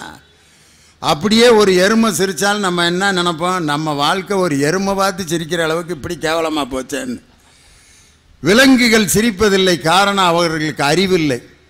அதனால தான் கலைவாணர் என்எஸ் கிருஷ்ணன் சொன்னார், சிந்திக்க தெரிந்த மனித குலத்திற்கே சொந்தமான கையிருப்பு வேறு எந்த ஜீவராசிகளும் செய்ய முடியாத செயலாகும் இந்த சிரிப்பு அப்படின்னு சொல்லி, சிந்திக்க தெரிந்த மனிதர்களுக்கு தான் சிரிப்புங்கிறதே வரும். நான் ஒரு கூட்டத்தில் பேசிக்கிட்டு இருக்கேன், கூட்டமே விழுந்து விழுந்து சிரிக்குது. முன்னாடி ஒரு 4 பேர் இருந்தா 2 மணி நேரம் இப்படியே இருந்தாங்க. நான் எதுவும் தமிழ் எது தெரியலையான்னா தமிழில் தான் பேசிக்கிட்டு இருக்கேன். காது எது கேட்கலன்னா நினச்சேன், கூப்பிட்டா திரும்புகிறேன். 2 இருக்கு, அப்புறம் ஏன்டா சிரிக்கலைன்னா மேட்ரு அங்கே அவ்வளோதான். யார் சிந்திக்க முடியுமோ அவனால் மட்டும்தான் சிரிக்க முடியும் என்பதை உலகத்திற்கு உணர்த்தியவன் தமிழை மட்டும்தான். எனக்கு என்ன வருத்தம்னா அவர் சொன்ன விஷயங்கள்ல கடைசியா காமராஜரை தொட்டுட்டு போனார் பாத்தீங்களா. அன்புக்கு அடையாளமாக அன்புக்கு குறியீடா ஒரு மனுஷனை காட்டணும்னா முதல்ல காட்டப்படக்கூடிய ஆள் காமராஜர் அவர்கள். மேதைத்தன்மை அவரிடத்துல இருந்தது. இப்ப புத்தக கண்காட்சி கூட எடுத்துக்கோங்களேன். இங்கே இருப்பவர்கள் எல்லாம் அறிவாளிகளுடைய வேலை தானே. இந்த புத்தகம் எல்லாம் யாருடைய வேலை? அறிவாளிகளுடைய வேலை தானே. எழுதுவதற்கு அதிகப்படியான அறிவு வேணும் இல்லையா? ஒரு மனிதன் மறைந்த பிறகும் அவனுடைய எழுத்துக்கள் அவனுடைய அறிவு காலம் தாண்டி நின்று கொண்டிருக்கிறது என்பதுதானே மெய். புத்தக காட்சி சாலையிலே புக் ஃபேர்ல ஏன் அன்பா அறிவான்னு அண்ணன் தலைப்பு கொடுத்தாருன்னு யோசிக்கணும்ல. ஏன் தெரியுமா? கம்பன் வாழ்ந்த காலத்திலே எத்தனை அறிவாளிகள் வாழ்ந்திருப்பார்கள். கம்பனை கவிச்சக்கரவர்த்தி என்று போற்றினால் அதே அவையிலே தலைமை புலவனாக இருந்த ஒட்டக்கூத்தரனை கவி ராட்சசன் என்று பாராட்டினார்கள். சோழனிடத்திலே கம்பனுக்கு இருந்த செல்வாக்கை விட அறிவாளி ஒட்டக்கூத்தருக்குத்தான் அதிகமான செல்வாக்கு இருந்தது. அவர் எழுதின உத்தரகாண்டத்தை அவரே கடுப்புல கிழிச்சு எரிச்சிட்டாரு. அறிவாளிகள் சில நேரம் அப்படித்தான் நடந்துக்குவாங்க. கம்பனுடைய காவியம் நம் கைகளிலே இருக்கிறது. எவரொருவர் அன்போடும் இருக்கிறாரோ அவருடைய அறிவுதான் போற்றப்படும் என்பதற்கு இந்த புத்தக காட்சி சாலையில இருக்கக்கூடிய புத்தகங்களின் எண்ணிக்கை சாட்சி இல்லையா? அங்கிருந்து வந்து இன்னொரு விஷயத்தை பதிவு பண்ணாங்க. வீரமும் வீரியத்தையும் தமிழன் பதிவு பண்ணுவான் அப்படின்னு தம்பி அழகா சொன்னாங்க. தம்பி சாவ சண்டை இல்லப்பா, அது சாவக்கட்டு. ஆட்டு சண்டை இல்ல, கெடா முட்டு. ரெண்டு மாடு சண்டை போடுறது இல்ல. அங்க மட்டும் விவரமா தமிழ ரெண்டு காளைய சண்டை போட்டு வீரியம் மிக்கதை எடுத்துக்கிட்டு இன்னொன்னு அடிச்சு குழம்பு வச்சானா இல்லையே. அதுகிட்ட மட்டும் நான் போனேன். ஏன்னா நண்பன் ஏறு தழுவுதல்னு பேரு, அதுக்கு பேரு. அப்படி பிடிக்கிற மாதிரி பிடிக்கணும், கட்டி பிடிக்கணும்டா, அணைச்சுக்கிறணும். மதுரை வீரன் அழகு மாட்டு கொம்பு திமிரலன்னு இன்னைக்கு வரைக்கும் பாட்டு எழுதி ஜெயிச்சுக்கிட்டு இருக்காங்கல்ல. காரணம் என்ன தெரியுமா? சாவ கட்டணும், கெடாவ முட்டை விட்டு வேடிக்கை பார்க்கணும், ஏரை தழுவிக்கொள்ள வேண்டும், விவசாயத்தை விட்டுவிடக் கூடாது, ஆழமான அன்பு இருக்கணும். அறிவுக்கு நிபந்தனை உண்டு நடுவர்களே, அன்புக்கு நிபந்தனை கிடையாது. அன்பு அறிவு கேட்டுக்கொண்டே இருக்கும், அன்பு கொடுத்து கொண்டே இருக்கும். சொன்னீங்கல்ல, நக்கீரா நன்றாக என்னை பார் அப்படின்னு சொன்னவனே அவர் சொல்லுவாரு, முதல்வனே நீரே முக்கண் முதல்வனும் ஆகுக, உமது நெற்றியில் ஒரு கண்ணை காட்டிய போதிலும் உடம்பெல்லாம் கண்ணாக்கி சுட்ட போதிலும் குற்றம் குற்றமேனோட கடார்னு என்ன செய்தாரு? கட்டி பிடிச்சுக்கிட்டாரா? சிவபெருமான் கட்டி பிடிச்சாரா சங்கரு? சடக்குன்னு கண்ணை திறந்து தீப்பொறியை விட்டு எரிச்சு விட்டு போயிட்டாரு. எங்களுக்கு தேவை ரொம்ப அப்ராணியா இருக்க அந்த தருமிங்கிற செல்லக்குட்டியை தேடி 1000 பொற்காசுகளை கொடுக்க வேண்டும் என்பதுதான் இறைவனுடைய அன்பு. அறிவாளிகளை பாராட்டும் இடம் தமிழகம் அல்ல, அறிவாளிகளை பாராட்டும் இடம் இறைவனுடைய இதயம் அல்ல. எங்கே எளியவர்கள் இருக்கிறார்களோ அந்த இடத்தை தேடி தேடி போவதுதான் இறைவனுக்கே இயல்பாக இருக்கிறது. ஆமா தானே? அங்கிருந்து எவ்வளவு சொல்றீங்களே. ஒரு சாதாரண விஷயங்க. அறிவு என்ன செய்யும்னா இதையா தேடிக்கிட்டே இருக்கும். அறிவு பயங்கரமா எவனோ பயோவா இருக்கு யோசிச்சான் பாத்தீங்களா? தும்முறவங்களா பார்த்து துடிச்சு போய் ஓடி போனோம்ல, லேசா இருமுனாங்கன்னா எதிரியை பார்த்த மாதிரி ஓடணுமே. உங்களை மாதிரி ஒரு அறிவாளி கண்டுபிடிச்ச பயோவாருக்கு தான் அத்தனை பேரும் சீரழிஞ்சது. கொரோனா காலத்துல கிட்டத்தட்ட 1.5 வருஷம் வீட்டை விட்டு வெளியே வர முடியல. ஆனாலும் டெய்லி எங்க வீட்டு வெளியே ஒரு பூக்காரமா வருவாங்க ஸ்ரீவில்லிபுத்தூர்ல. நான் ஒரு நாள் கேட்டேன், யார் பூவை வாங்கி வச்சுட்டு எங்க போறாங்க, என்ன டெய்லி பூ வேணுமான்னு கேக்குறீங்க? அவங்க சொன்னாங்க, இல்லம்மா நாங்களும் விளைக்கணும்ல, பூக்கிற பூவை கீழையா போட்டுற முடியும், பாதியவாதி வியாபாரத்துக்கு கொண்டு வரணும்ல, சாமி போட்டாவுக்காவது யாராவது அப்பாக மங்களமா இருக்குன்னு 2 கண்ணி தலையில வச்சுக்கிறவாங்கல்ல, அவங்களுக்கு தான் கொண்டாடுறோன்னே எனக்கு சங்கக்கு கேட்க உருக்கமாயிருச்சு. அறிவு என்பது மூளையினுடைய இயல்பு, அன்பு இதயத்தின் உருக்கம் இல்லையா? நான் சொன்ன என்ன கெட்டு போயிட போகுது, எனக்கு டெய்லி 20 ரூபாய்க்கு பூ போட்டு போங்கன்னு. மறுநாள் பூ போட வந்தவங்க கையில ஒரு தூக்குச்சட்டி சொருகிட்டு வருவாங்க, இந்த பக்கம் தூக்குச்சட்டி சொருகிக்கிடுவாங்க. நான் சொன்னேன், என்னம்மா தூக்குச்சட்டின்னு? நம்மளை மட்டுமா வேலை பார்க்குறோம் தாயி, பேப்பர் போடுறவங்க இன்னும் சின்ன சின்ன வேலைக்கு போறவங்களுக்கெல்லாம் என்ன கொரோனா, வசதியானவங்க வீட்டை பூட்டிக்கிட்டு சானிடைசர்ல கையை கழுவிக்கிட்டு மாஸ்க் போட்டுக்கிருவீங்க, நாங்க எங்க வேலையை பார்த்தா தானே வயிற்று கழுவ முடியும்னால பார்க்கலாம். அது மாதிரி 2-3 பேப்பர் போடுற தம்பிமாருக்கு காஃபி கொண்டு போறேன்னாங்க.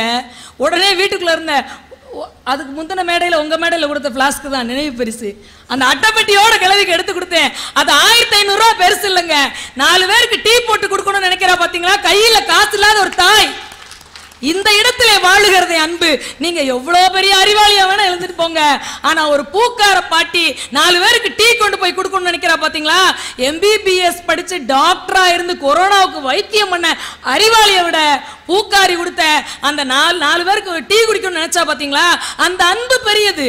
இதே இந்த வைகை ஆத்துல பாண்டியனுக்கு முதுகுல பெரம்படி விழுந்துச்சுல்ல, எதுக்கு விழுந்தது? அவனுக்கு புத்தி சொல்லவா? இல்லையே, எங்கள் வந்தி கிழவிக்கு ஆளே இல்லை, ஆள் இல்லாதவள், தகப்பன் இல்லாதவள், பிள்ளை இல்லாதவள், பிட்டு விட்டு வைகைக்கரை ஓரத்திலே வாழ்ந்து கொண்டிருக்கிறாள். அரசு அவளுடைய கழுத்தை நெரிக்க கூடாது, எல்லாம் கொடுக்கணும். இன்னைக்கு இலவச பஸ் விட்டு இருக்கோம்ல, ஆளுக்கு 1000 ரூபாய் தரப்போறோம்ல, 12ஆம் கிளாஸ் படிச்சு முடிச்சா அந்த பிள்ளைக்கு மாசம் 1500 ரூபாய் கொடுக்கணும்னு நினைக்கிறோம்ல. இந்த மாதிரி ஒரு மன்னனுடைய மனது தாய்மையோடு இருக்க வேண்டும் என்பதற்காக இறைவன் சாட்சாத் சிவபெருமான் பாண்டியன் முதுகிலே பிரம்படி கொடுத்தான். காரணம், வந்தி கிழவி போன்ற கிழவிகள் காப்பாற்றப்பட வேண்டும் என்ற அன்பு திருவிளையாடல் முழுவதும் இருக்கிறது. இது இங்கே பதியப்பட்டது இந்த மதுரையின் பதியிலே என்று சொன்னால் இங்கே அன்புதானே வாழ வேண்டும். அன்புங்கிறது நீங்க பெருசா யோசிச்சு பயங்கரமா கவிதை எல்லாம் எழுதி ரொம்ப யோசிங்கன்னு வச்சுக்கோங்களேன், பிரச்சனை மட்டும்தாங்க வரும். வீடு வீடா போய் பாரதிக்கு சாப்பிடுறதுக்கு குப்பை கீரையும் ஒரு பிடி கைப்பிடி அரிசி, நொய்யல் அரிசியும் வாங்கி வச்சிருந்தா மனைவி செல்லம்மாள். அதை எதை பத்தியும் கவலைப்படாம அங்கிருந்த காக்கா குருவிக்கு அள்ளி அள்ளி போட்டாரு. இவர் போட ஆரம்பிக்கும், நிறைய வந்துருச்சு. அவ கடன் வாங்கி வச்சிருந்த ஒரு உலக்க ஆழாக்க அரிசியும் அள்ளி விட்டுட்டு தான் அவர் எழுதினாரு. காக்கை குருவி எங்கள் ஜாதி, நீல் கடலும் மலையும் எங்கள் கூட்டம், நோக்க நோக்க களியாட்டம், இதை விட சந்தோஷம் இருக்க முடியும் கேட்டான் பாத்தீங்களா? அதனால் தான் பாரதி இன்னும் வாழுகிறான், நம் நினைவில் வாழுகிறான். அவரோடு எட்டயபுரத்திலே எத்தனை அறிவாளிகள் பிறந்திருப்பார்கள். இனியவன், உங்களை விட எத்தனை அறிவாளிகள் எட்டயபுரத்திலே பாரதி பக்கத்து வீட்டுக்காரர்களாக இருந்திருப்பார்கள். எத்தனை அறிவாளிகள் அந்த அக்ரஹாரத்துக்குள்ளே வரக்கூடாது என்று தடையெல்லாம் விரித்திருப்பார்கள். அதையெல்லாம் தாண்டி தாண்டி நம் இதய கூட்டிலே வந்து நிற்கிறாரே எப்படி? ஒரே ஒரு செய்தியோடு என்னுடைய பேச்சை நிறைவு செய்கிறேன். காமராஜர்னு சொன்னதுனால வரலாற்று பதிவுகளை மிகச்சரியாக கேட்பவர்களிடத்திலே கொடுக்க வேண்டும் என்ற ஆவலிலே சொல்லுகிறேன்.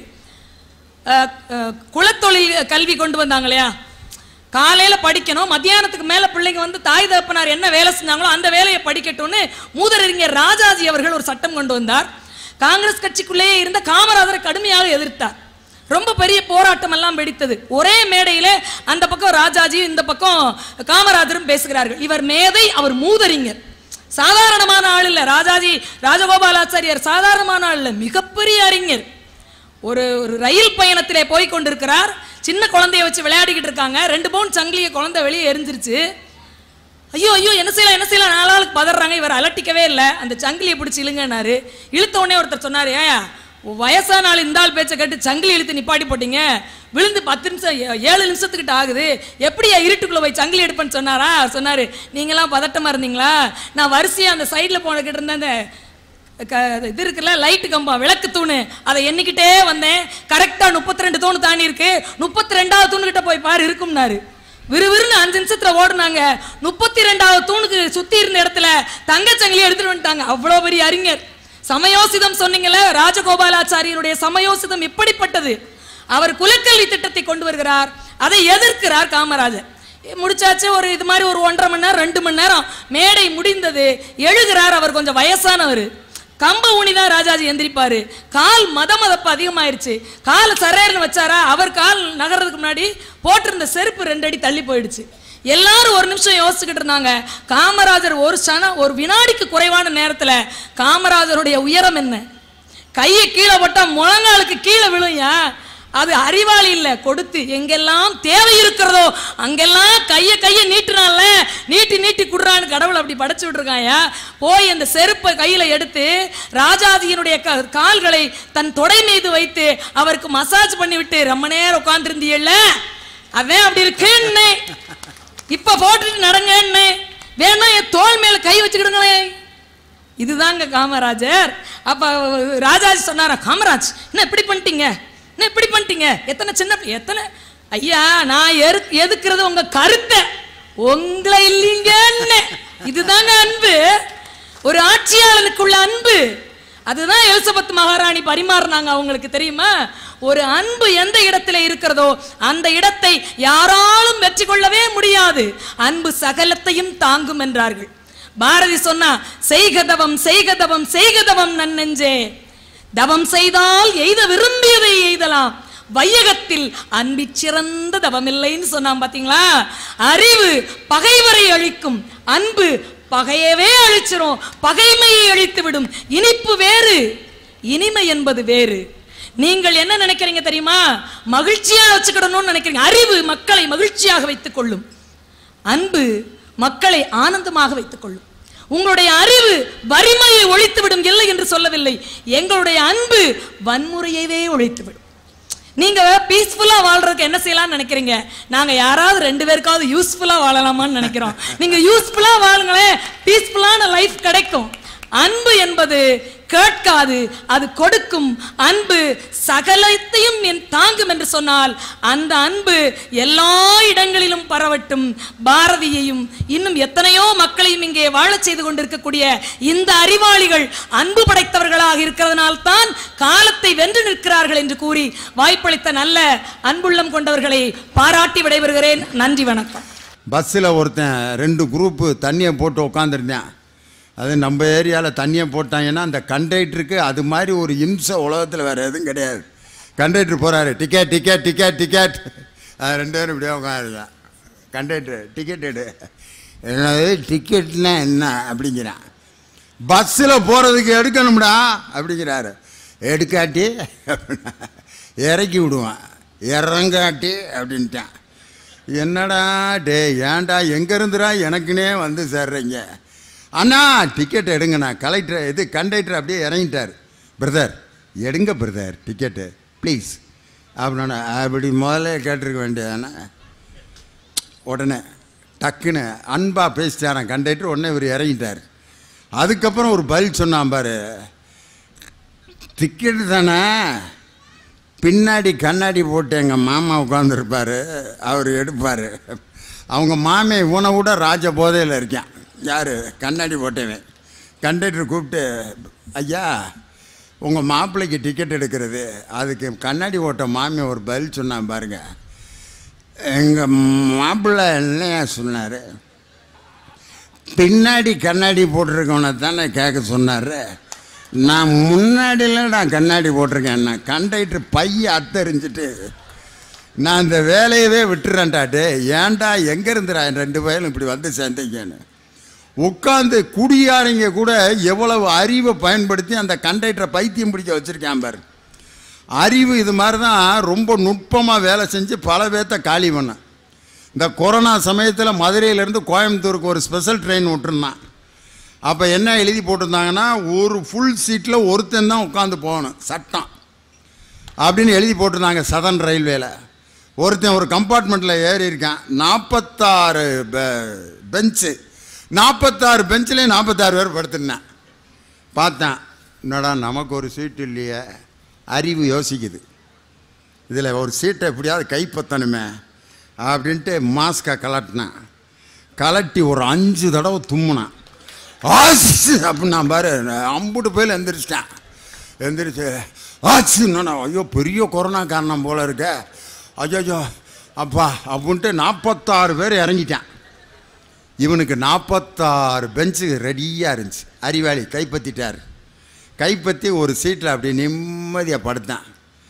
ட்ரெயின் பரப்பிட்டு காலையில் கோயம்புத்தூரில் வந்து நிற்கும்ட்டு இறங்குறேன். இவன் படுத்திருக்க கம்பார்ட்மெண்ட்டு மதுரையிலே தான் நிற்கிது. என்ன நடந்திருக்குன்னா, சதர்ன் ரயில்வேல முடிவு பண்ணிட்டாங்க, இங்கே யாரோ ஒரு பெரிய கொரோனா நோயாளி ஏறி இருக்கான், 5 தடவை தும்மி இருக்கான், அதனால் இந்த கம்பார்ட்மெண்ட்டை கலட்டிட்டு மிச்சத்தை ஓட்டிட்டு போடான்னு முடிவு பண்ணிட்டாங்க. அறிவு அனாதையாக படுத்து கிடந்துச்சு எங்கே? மதுரையில். ஆனால் அந்த 46 பேர்த்துக்கிட்ட யாராவது ஒருத்தன்ட்ட கெஞ்சி கேட்டு, நீ பக்கத்தில் போயிறியா, நான் இங்கே படுத்திருக்கேன்ட்டு அவனுடைய அன்பை பரிசாக வாங்கியிருந்தால் எல்லாரும் சேர்ந்து கோயம்புத்தூருக்கு போயிருக்கலாமே. அறிவு யோசித்து தும்மி 46 சீட்டையும் கைப்பற்றணும்னு நினச்சி கோயம்புத்தூருக்கே போகாமல் அனாதையாக படுத்திருந்தான் பார். இந்த அறிவு ஒரு மனிதனுக்கு அன்பு தான் இந்த உலகத்தை வெற்றி கொள்ளும்னு ரொம்ப அழகாக பேசி முடிச்சிருக்காங்க. எதிரணியில் இருந்த அந்த ஜிப்பாக்காரர் வந்து, தாயினா அன்பு, அம்மாவுடைய பாசம் தெரியுமான்னு கேட்டார். எனக்கு என்ன டவுட்டுன்னு, நாங்கள் என்ன முட்டை வச்சு குஞ்சு பொறிச்சா வந்தோம்? நானும் எங்கள் அம்மா வயிற்றில் 10 மாதம் பிறந்து இருந்து தான் வந்தோம். அதில் இருந்தாலும் என்ன பிரச்சனை வேற எதுவும் இல்லை. 2 பேரும் ஒன்றா தான் வந்தோம். 2 பேரும் ஒரே அறையில் தான் தங்கணும். மதியம் 65 ஆர்டர் பண்ணோம், பீஸ் தரல. அந்த கோபத்தில் மிஸ்டர் இனியவன் ஒரு சிக்கன் பீஸ்னா வாங்கி தின்னு, மேடையில் வந்து ஏன் அவ்வளோ கோவப்படுற? அதில் என்ன நடந்ததுன்னா, அவங்க பொண்டாட்டி இன்னைக்கு மதியம் திட்டின எல்லா பாயிண்ட்டையும் வந்து பாயிண்ட்னு பேசினுக்கிறான். என்னங்க நான் அங்கேருந்து கேட்டேனே, அதுக்கு என்ன அர்த்தம் தெரியுமா? பீரவானது என்னங்கன்னு கூப்பிட்டேனே, அதுக்கு என்ன அர்த்தம் தெரியுமான்னு அவங்க வீட்டுக்காரம்மா அந்த டீச்சர் முழுக்க பாடம் நடத்தினார். உட்காந்து குடிச்சிக்கிட்டே இருந்தார். அதெல்லாம் பாயிண்ட்னு நினச்சி அந்த பேசிட்டுக்கிறார். இதில் வேற எனக்கு என்னன்னா, எல்லாரும் சேர்ந்து எங்கள் அணியை சேர்ந்த சங்கரை ஓட்டுறீங்க. ராமராஜன் அவ்வளோ சாதாரணமான ஆள் நினச்சிக்கிறீங்களா? உலகம் முழுக்க நடந்த ஒரு போட்டி நடத்தினாங்க, பால் மாட்டிலேருந்து பால் கறக்கிறது. அதில் ஒவ்வொரு நாட்டுக்காரனும் போனால் இந்தியா சார்பாக யாரும் போகல.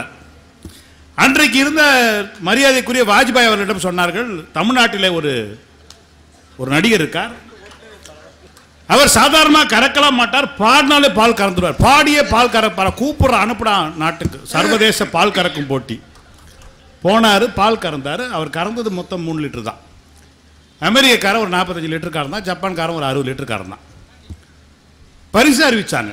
முதல் பரிசை வெல்பவர் ராமராஜன், தமிழ்நாட்டை சேர்ந்தவர். இந்த 2 பேரும் சும்மா இருக்க மாட்டானா? உலகத்தில் எல்லா கமிட்டிக்காரனும் கத்த ஆரம்பிச்சிட்டான். ஏன்டா டேய் 50 எங்க இருக்குது, 80 எங்க இருக்குது, 3 எங்க இருக்குது, நிறுத்துறா. முதல்ல சாதாரண நினச்சிங்களா? நீங்களாம் கறந்தது பசுமாடு, அந்த ஆள் கறந்தது காளை மாடு.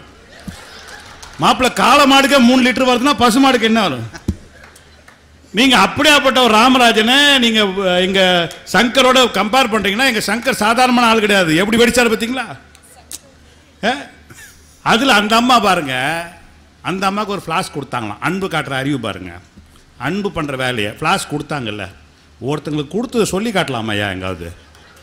ஏமா நீ ஸ்ரீவில்லிபுத்தூர்ல கொடுத்தது மதுரையில் மைக் கிடச்சின்னு சொல்லிட்டு இதை 4 கேமரா 5 கேமரா ரெக்கார்ட் பண்ணுது. நாளைக்கு அந்த பாட்டி எடுத்தது எவ்வளோ தாய் இந்த அப்படி உன் அன்புக்கு ரொம்ப கும்பிடு தாயி, இந்த நீயே வச்சுக்கோ. அந்த கிளை சும்மாலாம் போவாது. எத்தா யார் வீட்டில் வேணா வாங்க, வீட்டில் பச்சை தண்ணி கூட வாங்காத, அவன் மைக் போட்டு ஊர் முழுக்க சொல்லிட்டே இருப்பான். உங்க அன்பு பாசம் அடடடடடட. நான் கேட்குறேன், அவரு நடுவர், ஆனால் நடுவர் ஒன்றை மறந்துட்டார். தன்னுடைய மனைவி ஏற்க உட்காந்துக்கிறாங்கன்னு மறந்துட்டு, இந்த அன்பு பண்ணுற வேலை என்னன்னா, அடுத்தவனை போட்டு கொடுத்து அடுத்தவனை சிக்கலில் மாட்டி வைக்கும். இப்போ நான் என்ன கேட்குறேன், இப்போ ராத்திரி வீட்டுக்கு நடுவர் போவார்ல, சுட்டடி கிடைக்குமா, காப்பி கிடைக்குமா? என்ன ஒரே முட்டா சில்லறா சிங்கா சிங்கா சிங்கா சிங்கா சிங்கா நான் தண்ணி கடிச்சிட்டு கிடக்கிறேன். நான் அதை கொஞ்ச நேரம் மறந்துட்டு பேசலாம்னு இருக்கேன். நீ ஏன் அடிக்கடி ஞாபகப்படுத்தி என் மூடை கெடுத்துக்கிட்டு இருக்க? நான் அந்த பக்கம் பார்க்காம பேசிகிட்டு இருக்கேன். சார் ஒன்று தெரிஞ்சுங்க, உலகத்தில் அன்பை போதிச்ச இயேசுநாதரை சாவடிச்சிட்டானுங்க. நான் எதிரணியை மிரட்டுறதுலாம் கிடையாதுங்க, கூடவே இருந்தவன் தான் போட்டு தள்ளலாம். காந்தி அன்பு தான் போச்சார், கூடவே இருந்தவன் தான் சுட்டான். எதுக்கு இந்திரா ஜாக்கிரதையாக இருக்கட்டும். மார்ட்டின் லூதர் கிங் அன்பை இதைவுடைய விஜயகுமாரோடைய ஓஹோன்னு கத்தினார் மேடையில் சுட்டுக் கொல்லப்பட்டார். அதனால இந்த அன்பை பேசுறவனுக்கெல்லாம் இந்த நாட்டில் என்ன நடக்கும்னா, எவனா போட்டு தள்ளுவான். அதனால நாங்கள் அறிவா இந்த பக்கத்தில் உட்கார்ந்துருக்கோம். எனவே நடுவர் அவர்கள் கூட தீர்ப்பை சொல்லுகின்ற போது அறிவு தான் சொல்ல போறார். ஏன்னா வரலாறு படிக்கிறார்ல. ஏங்க ஒரு மனுஷன் எல்லாம் படிக்காம வந்திருப்பாரு, அவர் விட்டுருவாரு நினைச்சிருக்கீங்களா? அவரும் படிச்சிருக்காருல்ல. அதுல அவர் கேட்கிறாரு, ஐன்ஸ்டீன் 2 ஓட்ட போட்டாரு, அறிவாளிங்க முட்டாள். நான் என்ன கேட்குறேன், நடுவர் அவர்களே நீங்கள் சயின்ஸ் வாதியார் தானே? ஒரு பூனைக்குட்டி இன்னொரு பூனைக்குட்டி 2 பேர் சுகமாக போகிறதுல என்னங்க தப்பு இருக்குது? அவன் முட்டாள்ன்றாங்க. இப்போது எனக்கு தெரிஞ்சு இந்த ஒரு பொண்டாட்டி கட்டுறவெல்லாம் பைத்துக்காரன். நிஜமாக சீரியஸாக சொல்கிறேன். 1 கட்டினா அவன் நம்ம கூட சண்டை போடுவா, 2 கட்டினா அதுக்கு 2 சண்டை போட நாம் நிம்மதியாக இருக்கணும். இந்த தீரி நிறைய பேருக்கு தெரியுது கிடையாது. உன்னைய தாயா திருமண வீடுகளில் பேச கூட்டி போனேன், விளங்கி போயிருமியா இப்படிலாம் அட்வைஸ் பண்ணேன்னா. இங்க அறிவு என்பது டக்குனு உஷாராயிடுவான் பார்க்குறீங்களா? அவன் எங்கேயும் அவனை ஏமாற்ற முடியாது. அண்ணா சட்டமன்றத்தில் பேசுறாரு, அண்ணா சட்டமன்றத்தில் உட்கார்ந்து இருக்காரு. அப்போ வந்து காங்கிரஸ் உடைய எம்எல்ஏ விநாயகம், அவருக்கு யாருதான் விநாயகம்னு பேர் வச்சாதில்ல, வினாவுடைய நாயகமாகவே இருந்தார்.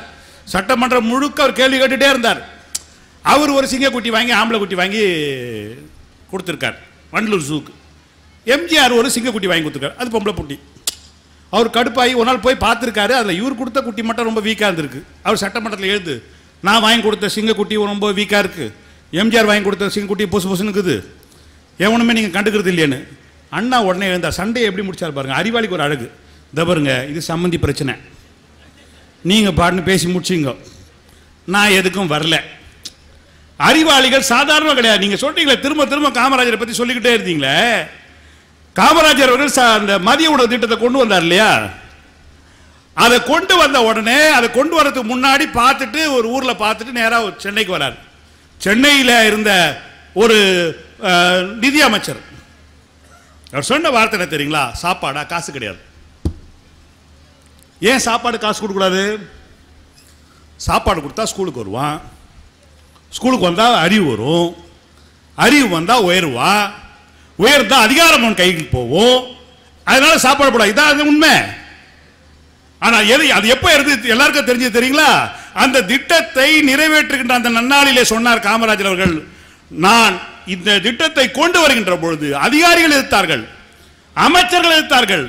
இந்த மன்றத்திலே சொல்லுகின்றேன், பகுத்து அறிவு பகலவன் தந்தை பெரியாருடைய வேண்டுகோளை நான் நிறைவேற்றுகிறேன், கையெழுத்து கும்பிட்டாருன்னு சொன்னா ஒரு அறிவாளி சொல்லியிருக்கான்.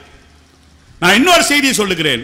சட்டமன்றத்தை நீங்க சொன்னீங்களா, உடம்பெல்லாம் மூளை, மூளையெல்லாம் உடம்பு, ராஜாஜி உட்காந்துகிறார், திருவிக்கா உட்காந்துகிறார், தமிழ் தென்றல் மிகப்பெரிய நீங்க சொன்ன அன்பு ஊற்றெல்லாம் சொன்னீங்க இல்லையா, அவங்க எல்லாம் உட்காந்துருக்காங்க. தேவதாசி முறைக்கு ஒழிக்கணும்னு சொல்லிட்டு டாக்டர் முத்துலட்சுமி ரெட்டி வந்து பேசுறாங்க. பேசிக்கிட்ட போய் எல்லாம் எழுத்தாங்க. என்ன சொன்னாங்க? பெண்கள் இதை செய்யணும், அது கடவுளுடைய தொண்டு, அதெல்லாம் விட்டுறக்கூடாது, நான் விளையாட்டு அடிச்சுக்கிறீங்களா, இதெல்லாம் பெரிய பாக்கியம்னு சொன்ன பொழுது அந்த அம்மா அழுதுகிட்டே வந்தாங்க. தந்தை பெரியார் கூப்பிட்டு வச்சு, என்னம்மா பிரச்சனை, இந்த மாதிரி ஐயா என்ன போட்டு ஓவராக கலாய்க்கிறானுங்க உள்ளே போட்டு. அப்படியா, நான் சொல்கிறத நாளைக்கு போய் சொல்லு. அந்த அம்மா மறுநாள் சட்டசபைக்கு போனாங்க. நேற்று நான் ஒரு ஒத்திவைப்பு தீர்மானத்தை கொண்டு வந்தேன், மன்னிக்க வேண்டும், அதற்காக நான் வருத்தப்படுகிறேன். இன்றைக்கு தான் தெரிஞ்சது அது எவ்வளோ பெரிய புனிதமான செயல், எவ்வளோ பெரிய மக்களுக்கு சேவை செய்யக்கூடிய செயல். நான் ஏற்றுக்கொள்கின்றேன். காலகாலமாக எங்கள் ஜாதிக்காரங்க தான் இந்த பொட்டு கட்டுறதுன்னு சொல்லிட்டு விட்டுருந்தீங்க. இந்த புண்ணிய காரியம் நாளிலேருந்து உங்கள் அக்கா தங்கச்சிங்களும் அனுப்புங்க அப்படின்னாங்க. எவ்வளவு பெரிய இது அறிவு, எவ்வளவு பெரிய சமூக மாற்றத்தை இந்த சமூகத்தில் தந்தை பெரியார் மூலமாக ஒரு பெண்ணுடைய உரிமையை பெண் வைத்தே பேச வைத்தார். நீங்க அன்பு அன்புன்னு சொல்றீங்களா? அவர் கேட்டார் ஒரு வார்த்தை, நான் ஒன்றை சொல்லி நான் நிறைவு செய்கின்றேன். அன்புள்ள அம்மா, அன்புள்ள அப்பா என்று தானே எழுதுகிறோம். எனக்கு என்ன வைத்தறிச்சல்னா, இந்த ரெண்டு பேருமே டீச்சருங்க. இவங்க இங்கேயே இவ்வளவு பேரை கொள்றாங்களே, கிளாஸ்ல என்ன பாடம் படுத்திருப்பாங்க சார். நான் வந்த உடனே கேக்கு சாப்பிட்டு நெஞ்சில் அடிச்சிச்சு சார். அந்த ஆள் பேச ஆரம்பிச்ச உடனே, ஐயா அவங்க ரெண்டு பேரும் மட்டும் டீச்சர் இல்ல, நானும் தான். எங்க போனீங்க? பாதி நாள் பட்டிமன்றத்துல தான் இப்ப அடிச்சு விட்டுக்கிட்டு இருக்கேன். இல்ல, பாதி நாள் பட்டிமன்றத்தில் இருந்தாரு. அவன் ஜாலியா இருந்தான். சார் இன்னைக்கு பட்டிமன்றம் இல்லையா சார், போக சார் பர்மிஷன் போட்டு அவன் அனுப்பி விட்டுருந்தான். மாணவர்களுக்கு தெரியும் எந்த வாத்தியார் நல்ல வாத்தியார், எந்த வாத்தியார் பாடம் அழகா நடத்துவார்னு. இந்த அந்த அம்மா நடத்துனாங்க. நான் முந்திரி பருப்பு சாப்பிட்றது போல காப்பி டீ எல்லாத்தையும் கலந்து சாப்பிட்டுருந்தேன். அவ்வளவு கொடுமை. நீங்கள் இங்கேயே அவ்வளோ பாடம் நடத்துறீங்களே. சிலப்பதிகாரம், குண்டலகேசி, மணிமேகலை. ஏமா நீ காலையில் ஸ்கூலுக்கு போகல. அந்த அம்மா விஷயம் என்னன்னா, இன்னைக்கு அந்த அம்மாவுக்கு ஸ்கூலு, நேற்று ஷூட்டிங்கு, லேட்டாக போயிட்டாங்க, ஸ்கூலுக்கு போகல. அந்த பாடம் நடத்தணும் இல்லையா, அதை வந்து நடத்திட்டு இருந்தாங்க உட்காந்து. நான் என்ன கேட்குறேன், ஒன்றை சொல்லி நான் நிறைவு செய்கிறேன். அன்புள்ள அம்மா, அன்புள்ள அப்பா என்று தானே எழுதுகிறோம் சார். இன்னைக்கு சென்னையில் பத்திரிகைகள் ஒரு விளம்பரம் வருது, ரொம்ப வருத்தத்தோடு பதிவு செய்கிறேன். ஓல்ட் ஏஜ் அப்பார்ட்மெண்ட் அப்படின்னு ஒன்று கட்டியிருக்கான் சென்னையில். நீங்கள் பார்த்தீங்கன்னா அதில் என்ன எழுதியிருக்கான்னா, உங்களுடைய அப்பா அம்மாக்களை இங்கே விட்டு விடுங்கள். ஓகேங்களா? கூட்டிட்டு போய் விட்டுறானே சார். இப்போ பாசம் எங்கே போயிடுச்சு?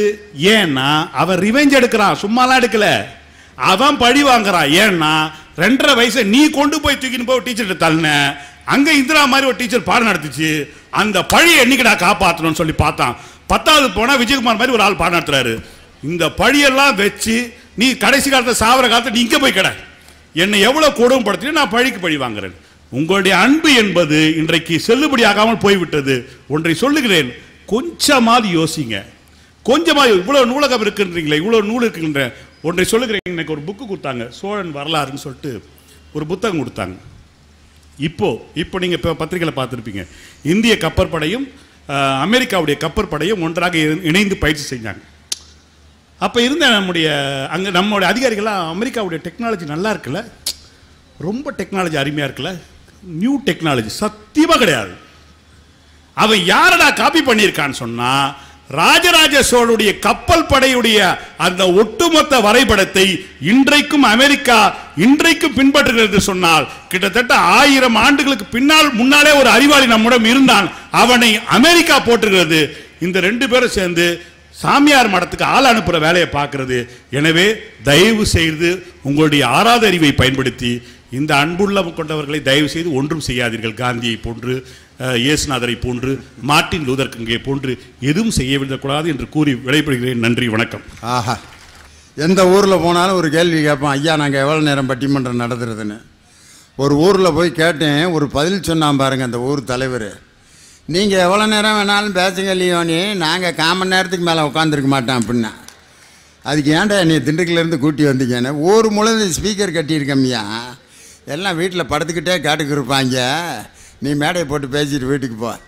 இவருக்கெல்லாம் வீட்டில் படுத்துக்கிட்டே காட்டுக்கு இருப்பாங்களாம். நான் வெறும் நாற்காலியை பார்த்து பேசிவிட்டு கொடுக்குற காசை வாங்கி மானங்கட்டு போய் சோறு திங்கிறதா? ஒரு கலைஞனுக்கு மேடையில் போத்துற பொன்னாடையோ கொடுக்கிற சன்மானத்தை விட ரசிகர்களின் சிரிப்பொலியும் கரவொலியும் தான் ஒரு கலைஞனுக்கு மிகப்பெரிய சொத்து. அது இந்த மதுரையில் எங்களுக்கு வஞ்சகம் இல்லாமல் கிடச்சிருக்கு. இதே மதுரையில் ஒரு பட்டிமன்றம் நடத்துகிறப்ப ஆரம்பத்தில் பட்டிமன்றத்தை நடத்துகிறவர் அனௌன்ஸ் பண்ணார், கமிட்டி தலைவர், ஐயா பட்டிமன்றம் ரொம்ப நேரம் நடக்கும், எந்திரிச்சு போகிறவங்களாம் தயவுசெய்து தனித்தனியாக போங்கன்னுச்சு. ஒரு கிழவி எந்திரிச்சு 20 பேர்த்த கூட்டி போயிடுச்சு. வாங்கடி போகலாம், அவன் தான் வாரம் வாரான்ல டிவியில், அப்போ பார்த்துக்கிடுவான், எந்திரிங்கடின்னுச்சு. 30 பேர்த்த கூட்டி போயிடுச்சு. அந்த மாதிரிலாம் இல்லாமல் ஒரு மழை வந்து ஒரு குளிர்ந்த சூழ்நிலை, ஊட்டியில் பட்டிமன்றம் நடந்துக்கிட்டு இருக்கிற மாதிரி ஒரு குளிர்ச்சியான சூழ்நிலையில் இந்த பட்டிமன்றம் நடந்துக்கிட்டு இருக்கு. அறிவா அன்பா? அறிவை ஒரு மனிதன் பயன்படுத்துகிறான் என்றால் அந்த சமுதாயத்தின் மீது அன்பு இருக்கிறதுனால தான் அறிவை பயன்படுத்துகிறான். இந்த புத்தக திருவிழாவில் புத்தகம் எழுதியிருக்கிற எழுத்தாளர்கள் பூரா ஏதோ கோடிக்கணக்கில் லாபம் சம்பாதிக்கிறதுக்காக எழுதி கொடுத்துக்கிட்டு இருக்காங்க. அன்னைக்கே சொன்னார் சிவபெருமான் கேட்ட கேள்விக்கு தருமி புலவர், சேரக்கூடாதது அறிவும் பணமும், சேர்ந்தே இருப்பது வறுமையும் புலமையும்னார். உண்மையிலேயே ஒரு புஸ்தகம் போடுற ஒரு எழுத்தாளர் அந்த புஸ்தகம் ஒரு 3000 காப்பி விற்று அடுத்த பதிப்பு அது தயாரானால் தான் அவர் சந்தோஷமாக இருக்க முடியும். ஒரு அறிஞன் அறிவை பயன்படுத்துகிறான் என்றால் அந்த சமுதாயத்தின் மீது அன்பு இல்லாட்டி அந்த அறிவை அவனால் விதைக்க முடியாது. அப்படின்னு யார்? இவங்க. பேரறிஞர் அண்ணா என்ற தலைவர் நாடுதோறும் மேடைகளிலே தமிழ் முழக்கம் செய்யாவிட்டால் இன்று தமிழனுக்கு மரியாதை இருந்திருக்காது, தமிழுக்கு செம்மொழிங்கிற அந்தஸ்து கிடைச்சிருக்காது. சென்னை பட்டணத்திற்கு தமிழ்நாடு என்ற பெயர் கிடைப்பதற்கு காரணமே பேரறிஞர் அண்ணாவினுடைய அறிவார்ந்த அந்த சொற்பொழிவுகள் தானே. மேடையில் பேசும்பொழுது அண்ணா பொடி போட்டுக்கிட்டே பேசுவார். எப்போ பொடி போடுறாருன்னு கண்டே பிடிக்க முடியாது. நான் பேசினேன், அண்ணா பேசின மாதிரி எப்போ பொடி போட்டாருன்னு கண்டுபிடிங்க. ஆய்ந்தறிதல் வேண்டும், அதற்கேற்ற அஞ்சாமை வேண்டும், இன்றைய சிந்தனையை சிறைப்படுத்திவிட்டு கொடுமையை கோலோச செய்வதற்கு உணர்ந்தையாகி விடுவோம். பட்டம் பெற்றெடுக்கின்றீர், பாராட்டுக்குரியீர், பட்டம் எதற்கு? காட்டி கழித்திடவா, அன்றி பணி செய்திட கிடைத்திட்ட ஆணையென கொண்டிடவா? புள்ளி கலாபமையில் தோகை விரித்து ஆடுவது எதற்காக? பிறர் காண்பதற்காக, பிறர் மகிழ்வதற்காக. கண்டுபிடிச்சிட்டிங்க எப்போ பொடி போட்டார்னு. ஆனால் தொண்டர்கள் கண்டுபிடிச்சிருவாங்க, அண்ணா பொடி போட்டார், இன்னும் 1 மணி நேரம் நம்ம தமிழ் கேட்கலாம் என்று மேடை தோறும் தமிழ் முழக்கம் மட்டும் செய்யல. பாராளுமன்றத்தில் ஜவஹர்லால் நேரு அண்ணா பார்லிமெண்ட்ல பேசுறதை ரசித்து கேட்ட முதல் ரசிகன் இந்தியாவின் பிரதமர் ஜவஹர்லால் நேரு. அந்த ஆங்கில பேச்சை கேட்டுட்டு CN Annadurai from Tamil Nadu is going to speak in parliament announce பண்றாங்க. அண்ணா எழுந்தார். என்ன பேசினார் தெரியுமா? ஐ ஆம் CN Annadurai from Madras state, prevented to say Tamil Nadu. Tamil Nadu என்று சொல்வதை தவிர்த்த மெட்ராஸ் ஸ்டேட்டில் இருந்து வந்திருக்கும் அண்ணாதுரை பேசுகிறேன்னு சொல்லி நம்ம நாட்டினுடைய நிலையை அந்த அழகான ஆங்கிலத்தில் சொன்னார் பாருங்க. My country is economically ill, industrially nil, educationally dull, but culturally well அப்படின்னார். Industrially ill, educationally dull, but culturally well என்று சொன்ன அந்த அண்ணாவினுடைய ஆங்கிலத்தை நேரு பார்த்து கைதட்டி அந்த அறிவுதான் இன்னைக்கு தமிழனுக்கு மிகப்பெரிய பெருமையை தேடிக்கொண்டிருக்கிறது. ஜாதி பிரச்சனை எங்க கிரேக்க நாட்டில் கூட தலைவிரிச்சு ஆடிச்சு. அப்பொழுது உயர்ந்த ஜாதிக்காரர்கள் எல்லாம் நாங்கள் தான் மந்திரிகளாக இருப்போம், நாங்கள் தான் அரசர்களாக இருப்போம் சொன்ன டயோஜீனிஸ் என்ற அறிஞர் 3 மண்டை ஓடுகளை வரிசையாக வைத்து இந்த 3 மண்டையோடுகளில் எது ராஜாவின் மண்டையோடு எது அடிமையின் மண்டையோடுன்னு கண்டுபிடுறான்னாரு. அப்ப அவன் சொன்னான், எல்லாமே ஒரே மாதிரி தான் இருக்கு அப்படின்னு. மண்டையோட்டில் எப்படி ஜாதி இல்லையோ அதே மாதிரி ஒரு மனிதன் பிறக்கும் போது ஒரு இடத்திலிருந்து தான் பிறக்கிறான், இடையில் ஏற்படுத்தி கொண்டது தான் ஜாதிங்கிறத ஒரு டயோஜீனிஸ்ங்கிற அறிஞன் எவ்வளவு எளிமையான விஷயத்துல எடுத்து காட்டினான் பாருங்க. இன்னொரு ஜென் துறவி என்ன செஞ்சாருன்னா, ஒரு டீ கடைக்காரன் டீ ஆத்திக்கிட்டு இருந்திருக்கான். ஒரு பெரிய குஸ்தி போடுற பயில்வான் வந்து டீ அப்படின்னு இருக்கான். உடனே டீ காரர் டீ போட்டு, ஏய் நான் எவ்வளோ பெரிய பாக்ஸர் தெரியுமா, என் கூட உன்னையால மோத முடியுமா அப்படின்னு இருக்கான். டீ ஊத்துறவர், இல்லையா நான் போய் எப்படா அந்த பாக்ஸிங்கில் மோத முடியும். இருந்தாலும் அவனுக்கு தன்மானம் விட்டு கொடுக்கல. நம்மளை இப்படி கேட்டானே, எவ்வளவு நாளைக்குள்ளடா பாக்ஸிங் பழகிறது. நேராக ஒரு ஜென் துறவிக்கிட்ட வந்தான். ஐயா அந்த குத்துச்சண்டை போடுறவன் என்னைய போட்டி கூப்பிட்டுருக்கான் ஐயா, என்னையா பண்ணுறது? அதுக்கு அந்த ஜென் துறவி சொன்னார், டீ போட்டுக்கிட்டேறா, எவ்வளவு வேகமாக டீ போட முடியுமோ போட்டுக்கிட்டே இருறான்னு. போடுறான் டீ. 5 நிமிஷத்தில் 5 டீ, 1 நிமிஷத்தில் 5 டீ அப்படின்ட்டு வேகமாக டீ போட்டு பழகி, ஐயா 1 நிமிஷத்தில் 5 டீ போடுற அளவுக்கு குயிக்காக போட்டி பழகிட்டேயா அப்படின்னா, இப்போ போடா நீ பாக்ஸிங்க்குன்ட்டார். பாக்ஸிங்கா போடா, நான் சொல்கிறேன் நீ ஜெயிச்சிரோடான்னு. போய் அந்த பாக்ஸருக்கு பக்கத்தில் நிற்கிறான் யார், டீ கடைக்காரன். உடனே அந்த ரெஃப்ரி சொல்கிறாரு, ஒரு டீ குடிச்சிட்டு பாக்ஸிங்கை தொடங்கலாமா அப்படின்னொன்னே அந்த டீ பொருள்கள்லாம் வந்துச்சு. 1 செகண்டில் அந்த டீயை போட்டான் பாருங்க. அந்த பாக்ஸர் பார்த்தான், டீயவே இவ்வளவு வேகமாக போடுறவன் ஒரு குத்து விட்டான்னா நம்மளே காலி ஆயிடுவோம் போல இருக்கே, நான் போட்டியிலிருந்து விலகிக் கொள்கிறேன், அவன்தான் வெற்றி வீரன் சொல்லி ஒரு டீ போடுபவனை கூட அறிவால் ஒரு பாக்ஸரை நீ வெல்ல முடியும் என்று சொல்லி காட்டிய அந்த அறிவாளியினுடைய துணிச்சல். அறிவுங்கிறது சாதாரண விஷயம் இல்லை, அது உலகத்தை ஆட்சி செய்தது. இன்னைக்கு நம்மெல்லாம் இன்னைக்கு அறிவோடு இன்னைக்கு அமர்ந்திருக்கக்கூடிய காரணம் பல அறிஞர்களுடைய சிந்தனை ஆற்றலை வெளிப்படுத்தி இந்த சமுதாயத்திற்கு தந்த அந்த அறிவு தான் அப்படின்னு சொன்னாங்க. சந்தோஷம். அதுக்குன்னு அறிவாளிகள் மட்டும் இந்த உலகத்தில் இருந்தால் வாழ்க்கையில் சந்தோஷமாக இருக்க முடியுமா அப்படின்னு இவங்க கேட்குறாங்க. எங்கள் அப்பா என்னைய பெரிய அறிவாளி ஆக்கணும்னு என்னென்ன பண்ணார் தெரியுமா? மிகப்பெரிய பாட்டு பாடுறேன் நான், கச்சேரியில் அப்படி பாடுவேன். எந்த வாய்ஸெல்லாம் ரொம்ப ரேர் வாய்ஸோ அதைத்தான் பாட வைப்பாங்க. என்னை யாருக்கும் வராத குரலை என்னை எடுத்து பாட வைப்பாங்க. மலையூர் மம்பட்டியான்னு ஒரு படத்தில் இளையராஜா ஒரு பாட்டு பாடியிருப்பார், ரேர் வாய்ஸில் பாடியிருப்பார். பயங்கர ரசிகர்கள் கைதட்டு. திடீர்னு மேடைக்கு ஒரு பெரியவர் ஏறி வந்தார், விட்டாரு ஒரு அரைச்சேனே சத்துன்னு. என்னடா மம்புட்டியா, நாளைக்கு எலக்ட்ரிசிட்டி மேக்னட்டிசம் பறிச்ச மேடையில் பாட்டாக பாடிக்கிட்டு இருக்க. அரைஞ்சது எங்கள் அப்பா. அடித்து பக்கத்தில் இருக்க பஸ், டவுன் பஸ்ஸில் ஏற்றி கூட்டி போகிறாரு. அப்போ எங்கள் அப்பாவை எப்படி திட்டிருப்பேன் நான், மனுஷனா யானியெல்லாம் இவ்வளவு ரசிகர்களுடைய கைதட்டை வாங்கிட்டு இருக்க நேரத்தில் இப்படி அரைஞ்சு இழுத்துட்டு போறியேன்ட்டு. அன்னைக்கு எங்கள் அப்பா அரைஞ்சு கூட்டிகிட்டு போகாமல் இருந்திருந்தா லியோன் இன்னைக்கு கச்சேரியில் பாடிக்கிட்டு ஒரு 50 ரூபா சம்பளத்துக்கு எங்கிட்டாவது கச்சேரியில் பாடிக்கிட்டு இருந்திருப்பேனே ஒழிய, ஒரு ஆசிரியராகி 33 ஆண்டுகள் பணியாற்றி இன்னைக்கு தமிழ்நாடு பாடநூல் கழகத்தின் தலைவராக தமிழக முதல்வர் மு.க. ஸ்டாலின் அவர்களால் இன்னைக்கு பாடநூல் கழக தலைவரான ஆயிருக்க முடியுமா? எங்கள் அப்பா அன்னைக்கு அரைஞ்ச அரைச்சல் எனக்கு அறிவு வேணும், நான் டிகிரி வாங்கணுங்கிறது மட்டும் இல்லை, நாம் படிக்காத படிப்பை என் பிள்ளை படிக்கணும்னு நினைச்ச என் தந்தையினுடைய அந்த அன்பு இருக்கு பார்த்தீங்களா, அந்த அன்பு தான் அதுக்குள்ள ஒளிஞ்சிருக்கு.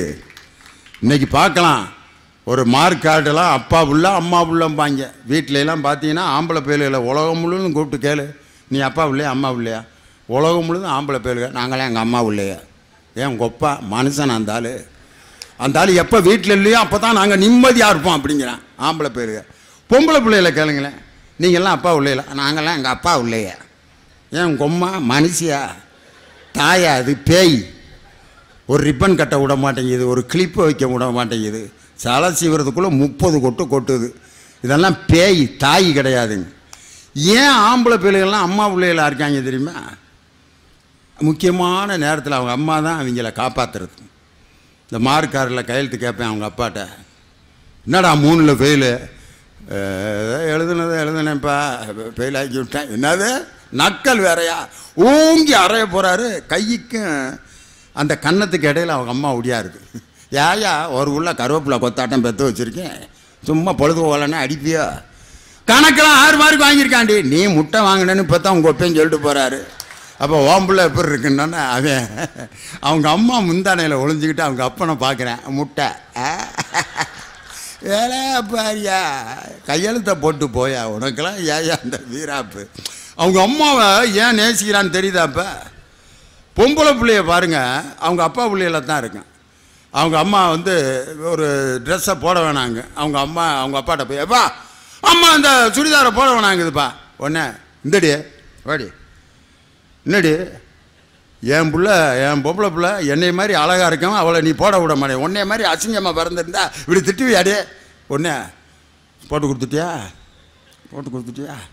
அந்த நேரத்தில் அவங்க அப்பா மடியில் அந்த பொம்பளை பிள்ளை உட்காந்துருக்கிறது ஒரு இளவரசி சிம்மாசனத்தில் அமர்ந்திருப்பது போல ஒரு தந்தையினுடைய மடியில் ஒரு பொம்பளை பிள்ளை உட்காந்துருக்குது. அதுதான் அப்பா உள்ள அம்மா உள்ள எல்லா வீட்லேயும். எங்கள் அப்பா ஒரு தடவை ஒரு அப்பா மார்க் கார்டு கொண்டு வந்தவனா விட்டு அடி வெளுவல்னு வெளுத்துட்டார். கணக்கில் ஒன்று போட்டு நங்குன்னு குத்தி மூக்கா குத்தி மூஞ்சிலாம் வீங்கி செத்து தொலைடா. இப்படி ஒரு பிள்ளை இருக்கிறதுக்கு பேசாமல் நான் பெறாமே இருந்திருக்கலாம், போய் தொலை. பள்ளிக்கூடத்துக்கு போயிட்டேன். இப்படி ஒரு அப்பன்கிட்ட பிறந்ததுக்கு பேசாமையாவது இருந்திருக்கலாம், எந்த நேரத்தில் பெத்தாங்களோ அப்படின்ட்டு போகிறேன் அழுதுகிட்டே பைய தூக்கிட்டு. இவங்க அப்பா பேங்க்கில் வேலை பார்க்குறவர் போய் பேங்க்கில் கணக்கு போடுறாரு, கம்ப்யூட்டர் எடுத்து இப்படியே ஆன் பண்ணுறாரு. 8/3/24 8/3/36. ஐயோ கணக்கு வழக்கெல்லாம் தப்பாக வருது. 1 2 3 4 5 9 8 5க்கு அடுத்து 9 ரூபாயை மாற்றி என்றாரு. டெல்லரில் வேறு உட்காந்துருக்காரு. ஏன்னா மகனை அடிச்சு விட்டாரான். அவன் மகனுடைய முகமே ரூபா நோட்லாம் தெரியுது. நம்ம வெத்த பிள்ளை நம்மளை மாதிரி தானே இருப்பான், நம்ம கணக்கில் ஜென்மத்துக்கும் பாஸ் ஆனதே இல்லை. அப்புறம் என் பிள்ளை பாஸ் ஆகலைன்னு நம்ம அடிக்கலாமா? தேவையில்லாத வேலை. பிள்ளைய இப்படி அடிச்சு விட்டோமே, மூஞ்சிலாம் வீங்கி போனானே. பெத்த அப்பன் பதறார். மகனுக்கு பிடிச்ச பூந்தியை வாங்கிட்டு சாயந்தரம் வர்றாரியா மகனை சமாதானப்படுத்துறதுக்கு. 5:30 மணிக்கு அவங்க அப்பா வந்துட்டார். இவன் பள்ளிக்கூடத்துலேருந்து வந்து அடி வாங்கினவன் மூஞ்சிலாம் வீங்கி அவங்க அப்பா பார்த்தோன்னே வந்துட்டார். பெரிய வெங்காயம். கணக்கில் ஜென்மத்துக்கும் பாஸ் ஆனதே இல்லை, என்னை அடிக்கிறியா அப்படின்னு மனசில் மைண்ட் வாய்ஸ் ஓட்டிகிட்டு இருக்கேன். அவங்க அப்பாவுக்கு அடித்து பெரிய வசனம் பேசிட்டு வந்துட்டார். செத்து தொலைடா, என் மூஞ்சியிலே முழிக்காரான்ட்டார். எந்திரிச்சு போக அவங்க அப்பனுக்கு மனசு இல்லை. அவனுக்கும் அவங்க அப்பன்ட்ட போக அடிச்சில போய அப்படின்ட்டு உட்காந்துருக்கேன். அப்பா எந்திரிச்சு மகன்கிட்ட வர்றார். வந்து, சாமி காலையில் அப்பா அடிச்சு விட்டேன்ல. ஆமாம் அடிச்சு வாயா எப்படி வீங்கிருக்கு. அவன் டர்ன் வந்துருச்சு, பிடிச்சிட்டான். பாரியா அடிக்கிறா. அப்பா மடியில் தூக்கி வச்சுட்டு, சாமி வெர்றா ராஜா, அப்பா தானே அடித்தேன். ஆமாம் அடிச்சு விட்டு நப்பா தான் அடித்தேன்னு வேற வசனா. இந்திரா பூந்தி ஒன்றும் வேணாம், காலையில் 5 அடி அடிச்சு விட்டு 50 கிராம் பூந்தியை வாங்கி ஏமாத்துறியா? சாப்பிட்றா ராஜா, அப்பா வாங்கி கொடுக்குற பூந்திரா நல்லா இருக்குண்டா. வேணான்னுக்கிட்டு 50 கிராமையும் தின்னு விட்டேன். அந்த இனிப்பு பூந்தியோடு அவன் கண்ணீர் சேர்ந்து உள்ளே போகுது பார். இந்த நேரத்தில் அந்த மகன் அடைகிற சந்தோஷம் ₹1,00,000 கொடுத்தாலும் MA PhD படித்தா கூட அந்த மகன் அந்த அப்பாவினுடைய அன்பை நினச்சி அனுபவிக்கிறான். பார்த்தீங்களா? இது மாதிரி ஒரு பாச பரிமாற்றம் தான் இன்னைக்கு மனித சமுதாயத்தையே வாழ வச்சுக்கிட்டு இருக்கு. ஜாதி மதத்திற்கு அப்பாற்பட்டு அன்பால் ஈடுபட்டு ஒருத்தன் ஒரு செயலை செய்கிறான் பார்த்தீங்களா, அதற்கு நிகரான ஒரு செயல் எதுவுமே கிடையாது. சென்னையில் அவ்வளவு பெரிய வெள்ளத்தில் பாதிக்கப்பட்ட நேரத்தில் ஒரு அம்மா வந்து முருக பக்த டெய்லி முருகனையே கும்பிட்டு அந்த பிறக்க போகிற மகனுக்கு செந்தில்குமார்னு பேர் வைக்கணும்னு முடிவு பண்ணி, பொம்பளை பிள்ளை பிறந்தா பழனீஸ்வரின்னு பேர் வைக்கணும், ஆம்பளை பிள்ளை பிறந்தா செந்தில்குமார்னு பேர் வைக்கணும்னு முருகனை வேண்டிக்கிட்டு மாசமாக இருக்குது. அந்த பிள்ளை வெள்ளத்தில் சிக்கிருச்சு. அந்த தாய் ஒருத்தன் போய் காப்பாற்றி அந்த மாசமாக இருக்கிற தாயை காப்பாற்றி கொண்டு வந்து ஒரு மண்டபத்தில் விட்டு அந்த தாய்க்கு பிரசவம் பார்த்தாச்சு. ஒரு ஆம்பளை பிள்ளை பிறந்துச்சு. அந்த தாய் நினச்சிச்சு, நான் செத்தாலும் செத்துருப்பேன், என்னை காப்பாற்றின அந்த பையன் யார் அப்படின்னா ஒரு பையன் வர்றான். அவன் பேர் பார்த்தீங்கன்னா ஒரு இஸ்லாமிய சகோதரன். அவன் பேர் முகமது இஸ்மாயில். உடனே முகமது யூனுஸ், முகமது யூனுஸ் நீ தான் என்னை காப்பாற்றினியா ராசா? என் பிள்ளைக்கு நான் பிறந்தோன்ன செந்தில்குமார்னு பேர் வச்சிருக்கேன்னு நினச்சேன், என் பிள்ளைக்கு முகமது யூனுஸ்னு பேர் வைங்க. ஜாதி மதத்தை கடந்து என்னை காப்பாற்ற வேண்டும் என்று அந்த நினைத்த அந்த இளைஞன், அந்த அன்புக்கு நிகர் அன்பு தான், வேறு எதுவுமே அதை சப்ஸ்டிடியூட் பண்ண முடியாது. எந்த வீட்டில் சண்டை அதிகமாக இருக்கோ அங்கே தான் பிள்ளைய அதிகமாக இருக்கும். பார்த்துருக்கீங்களா? எங்கள் தாத்தாலாம் பகல் முழுதும் சண்டை போட்டுக்கிட்டே இருந்தார். 16 பிள்ளைய பாட்டியை திட்டிக்கிட்டே தான் இருப்பார். எப்படிறான்னா ஆச்சரியமாக இருக்கு. எப்படி தாத்தானா? எல்லாம் ஆண்டவன் பார்த்து கொடுத்ததான்றார். ஆண்டவன் கொடுத்தாரான். எப்படி ஏமாத்திருக்காரு பாரு என்னையா. நானும் நம்பிட்டேன். வருஷம் வருஷம் கோயிலில் போய் ஒவ்வொரு பிள்ளையாக வாங்கிட்டு வந்திருக்காரு போல இருக்குன்னு. ஆனால் கிழமை பயங்கரமான ஆள். ஆனால் எங்கள் தாத்தா பாட்டி உட்காந்துருக்க ஃபோட்டோவை வீட்டில் பார்த்தா தாத்தா உட்காந்துருக்காரு, 5 அடி தள்ளி பாட்டி நிற்கிது ஃபோட்டோவில். ஃபோட்டோவில் 5 அடி தள்ளி நின்றுருக்கு. ஆனால் 16 உள்ள. ஆனால் இன்றைக்கி இருக்கிற பயலுக கல்யாணத்துக்கு முன்னாடியே ஃபோட்டோ செஷன் ஒரு ஸ்டார் ஹோட்டலை புக் பண்ணி கையில் வரப்போகிற ஒய்ஃபை இப்படி தூக்கி பிடிக்கிற மாதிரி கட்டி பிடிச்சி முத்தம் கொடுக்குற மாதிரி அப்படின்ட்டு ஒரு 20 போஸில் ஃபோட்டோ எடுத்து ஃபேஸ்புக்கில் விட்றேன். கல்யாணம் அடுத்த மாதம், இந்த மாதமே விட்டுறேன். என்னடா கல்யாணமே நடக்கலை, இந்த போட்டிருக்காங்க அதுக்கு முன்னாடியேன்ட்டு. ஆனால் அவன் பாருங்க 15 வருஷமாக புள்ள இல்லாமல் இருக்கான். ஃபோட்டோவில் நெருங்கி இருக்கிறான், வாழ்க்கையில் விலகி இருக்கான். ஆனால் எங்கள் தாத்தா பாட்டி ஃபோட்டோவில் விலகி இருந்தாங்க, வாழ்க்கையில் மகிழ்ச்சியாக இருந்தாங்க. அன்பு, பாசம், அறிவு, இது 3க்கு இடையில வேற ஒரு வித்தியாசம் இல்லை.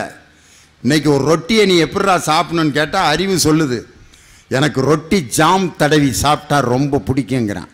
இன்னொருத்தன் எனக்கு ரொட்டியை முட்டையோட கலந்து ஆம்லேட் போட்டு பிரெட் ஆம்லேட்டாக சாப்பிட்டா எனக்கு ரொம்ப பிடிக்கும்னா. 3வது ஆள் வந்து சொன்னான், எனக்கு ரொட்டியை அப்படியே நெய்யில் வறுத்து சாப்பிட்டா பிடிக்கும்னா. லாஸ்ட்டாக ஒருத்தன் சொன்னான், எனக்கு கொடுக்குற ரொட்டியை பாதியை இன்னொருத்தனுக்கு கொடுத்துட்டு சாப்பிட்டா தான் எனக்கு ரொம்ப பிடிக்கும்னா. இந்த மேலே இருக்க 3 பேரும் யாருன்னா அறிவுபூர்வமாக சிந்தித்து ரொட்டி எப்படி டேஸ்டாக இருக்குன்னு நினச்சி சாப்பிட்டான். ஆனால் இன்னொருவனுக்கு கொடுத்து விட்டு சாப்பிட வேண்டும் என்ற அந்த எண்ணம் தான் இன்னைக்கு மனித சமுதாயத்தையே வாழ வச்சுக்கிட்டு இருக்கு. இன்னைக்கு பார்த்தீங்கன்னா பசியோட ஒரு 20 பேர் உட்காந்துருக்கான். உடனே ஒருத்தர் ஒரு கூட நிறையா ரொட்டியை கொண்டு வந்தார். கொண்டு வந்து, டேய் பசியோடு இருக்கீங்களா, எல்லா ரொட்டியும் உங்களுக்கு தான், எடுத்து சாப்பிடுங்கடா அப்படின்னா எல்லாம் ரொட்டி எடுத்தாங்க. எடுத்து வாய்கிட்ட கொண்டு போக ஒரு கண்டிஷன், ரொட்டியை எல்லாம் சாப்பிடலாம் ஆனால் கையை மடக்கப்படாதுன்ட்டார். ரொட்டி இங்கே இருக்கு, வாய் இங்கே இருக்கு, கையை மடக்காமல் எப்படி திங்கிறது? ஓடுறான் ஓடியாடுறான். யோ பசியோடு இருக்கவனுக்கு எப்படி அப்படி நீ ஒரு கண்டிஷனை போடலாம் அப்படின்னு சுற்றுனவங்க திடீர்னு 2 பேர் மீட் பண்ணான். இவன் அவனுக்கு ஊட்டினான், அவன் இவனுக்கு ஊட்டினான். ஒரு கூட ரொட்டியை 2 பேரும் காலி பண்ணிட்டான். டக்குன்னு இவன் அவனுக்கு கொடுக்க, அவன் இவனுக்கு கொடுக்க. இன்னொருவனுடைய பசி ஆற வேண்டும் என்று நினைத்தாலே உன்னுடைய பசி ஆறும் என்பது உலகத்தில் மனித சமுதாயம் கற்றுக் கொடுத்த ஒரு மிகப்பெரிய பண்பாடு. அறிவுங்கிறது நிறைய பொருள்களை சம்பாதிச்சு கொடுக்கும், ஆடம்பரமான வாழ்க்கையை கொடுக்கும். ஒரு கணவன் மனைவி இப்படித்தான் ஒரு அம்மா புருஷனை போட்டு நக்கிது. இந்த சைக்கிளை வச்சுக்கிட்டு எத்தனை நாளைக்கு தான் வெளுக்குன்னு ஓட்டிக்கிட்டு கிடப்ப. ஒரு பைக் வாங்கி தர சொல்லி எத்தனை நாளையா சொல்கிறது? பைக்கு தானடி, வாங்கிடலாம், அப்படி வாங்கிடுறேன். நீனா ஒரு மீசம் வச்ச ஆம்பளை, அதில் கை வச்சா ரொம்ப டென்ஷன் ஆயிடுவான் நம்பால். வாங்கிடுறேன்டி. அடுத்த மாதம் பைக் இல்லாமல் நான் இங்கே வரமாட்டேன். போனேன், 15 வட்டிக்கு கடனை வாங்கி மாலையை போட்டு பைக்கை கொண்டு வந்து நிப்பாட்டினேன். அந்த அம்மா, மனுஷன் நீ பைக் வாங்கினது பெருசு இல்லை, பின்னால் உட்கார வச்சு அந்த பக்கத்து வீட்டுக்காரி பைக்கில் போயிட்டுருக்கா பார், அவள் பார்க்குற மாதிரி 5 ரவுண்டு அடிக்கிற அப்படியே ஓட்டுறான். 1ஆம் தேதியிலேருந்து 10ஆம் தேதி வரைக்கும் 70 போகுது வண்டி, 80 90. 15ஆம் தேதிக்கு பிறகு 40க்கு மேலே போக மாட்டேங்குது. 25ஆம் தேதிக்கு பிறகு 35க்கு மேலே போகல. ஏன்னா டியூ கட்டணும் 8450 ரூபா. 1ஆம் தேதி கியரை திருப்புக்கிறேன், 1ஆம் தேதி கிளச்சை மாற்றினேன், கட்டாட்டி பிடிங்கிட்டு போயிடுவாங்க. ஐயோ அந்த அம்மா இடுப்பை பிடிச்சிட்டு ஓட்டுங்க மாமா, ஓட்டலாம்படி 8450 ரூபா, 8450. கடைசிக்கு அந்த 8450 ரூபாயை கட்ட முடியாமல் அந்த பைக்கை திருப்பி கொடுப்பான். அறிவு யோசிக்காமல் சில பொருள்களை வாங்கி கொடுத்துரும். ஆனால் சைக்கிளை ஓட்டிக்கிட்டு அந்த கணவனுடைய பின்னால் அந்த சைக்கிள் கேரியரில் உட்காந்து கொஞ்சம் தூரம் போயிட்டு ஒரு மேடு வந்தோன்னே என் புருஷனால் ஓட்ட முடியலன்னு இறங்கி பின்னாடி நடந்து போகிற அந்த மனைவியை நம்ம எத்தனை இடங்களில் பார்த்துருக்கோம். அதில் இருக்கக்கூடிய சுகம் உலகத்தில் இல்லை. இந்த சித்திரை திருவிழாவில் பார்த்தீங்கன்னா வெளிநாட்டுக்காரங்க டவுசரை போட்டு இங்கே சுற்றுறேன். அந்த சித்திரை வெயில்ல வெள்ளைக்காரங்க லண்டன்லேருந்து இங்கே அலையிறாங்க. ஒய்ஃபை கூட்டிகிட்டு, hi darling, how are you? It's okay, நம்பாலிட்டே மனுஷனுங்களாடா. ஏன்டா அங்கே குழுன்னு இருக்க ஊரை விட்டுவிட்டு இந்த சித்திரையில் மதுரையில் ஏன்டா இங்கே அலையிறீங்கன்னு அவன் சொன்னான். We love Tamil culture and Tamil ஃபேமிலிஸ்ன்னு. இங்கெல்லாம் பார்த்தீங்கன்னா புருஷன் அங்கெல்லாம் வெளிநாட்டில் கட்டி பிடிச்சிட்டு பக்கம் ரோட்டில் அப்படியே ஒன்றா போவாங்க. Hi darling, how are you? I love you darling அப்படின்னு. இங்கெல்லாம் வீட்டுக்காரர் போவார், 5 அடி தள்ளி மனைவி போய்கிட்டு இருக்கேன். மாமா மெதுவாக போ மாமா, எல்லாத்துலேயும் உனக்கு அவசரந்தேன், 3 வருஷத்தில் 2 உள்ள பத்துட்டேன், மெதுவாக போ, எல்லாத்துலேயும் வேகந்தேன், மெதுவாக போ, வாடி. 15 அடி தள்ளி மனைவி வந்தாலும் இறுதியாக வீடு சேர்வாள் என்ற நம்பிக்கை நம் தமிழர்களுக்கும் நம் பண்பாட்டில் இருக்கக்கூடிய கணவன் மனைவிக்கு உண்டு. ஆனால் வெளிநாட்டில் இருக்கவன் ஏன் இப்படி இறுக்க பிடிச்சிருக்கான்னா, விவேகானந்தர் சொன்னார், விட்டா அந்த பிள்ளை இன்னொருத்தையும் கூட ஓடி போயிடுறேன், இவன் இன்னொரு பொண்ணோட ஓடி போயிடுவான். அதனால தான் நம்பிக்கை இல்லாமல் கட்டிப்பிடித்து கொண்டு வெளிநாட்டவர்கள் வாழ்ந்து கொண்டிருக்கிறார்கள். இங்கே வெளியிலே நாம் இடைவெளியோடு வாழ்ந்தாலும் வாழ்க்கையில் அன்பு என்ற மகிழ்ச்சியோடு வாழ்கின்ற ஒரே இனம் நம் தமிழினம் என்பதை நிரூபித்து காட்டியிருக்கிறோம். கீழடியிலும் சிவகலையிலும் நாம் ஆய்வு செய்த அந்த ஆய்விலே 3000 ஆண்டுகளுக்கு முன்பே அன்போடும் பாசத்தோடும் நாகரிகத்தோடும் வாழ்ந்த இனம் தமிழினம். கல் தோன்றி மண் தோன்றா காலத்தே முன்தோன்றி மூத்த தமிழ் குடி என்பதை நிரூபித்து காட்டியிருக்கக்கூடிய நமது தமிழினம் அறிவினால் உயர்ந்ததல்ல, அன்பாலும் பாசத்தாலும் தான் ஒரு மனிதன் வாழ முடியும். இந்த சமுதாயத்தில் நிம்மதியையும் மகிழ்வையும் தருவது அறிவை விட அன்புதான். அன்புதான் இந்த உலகத்தை ஆட்சி செய்யும். அன்போடு வாழ்வோம்.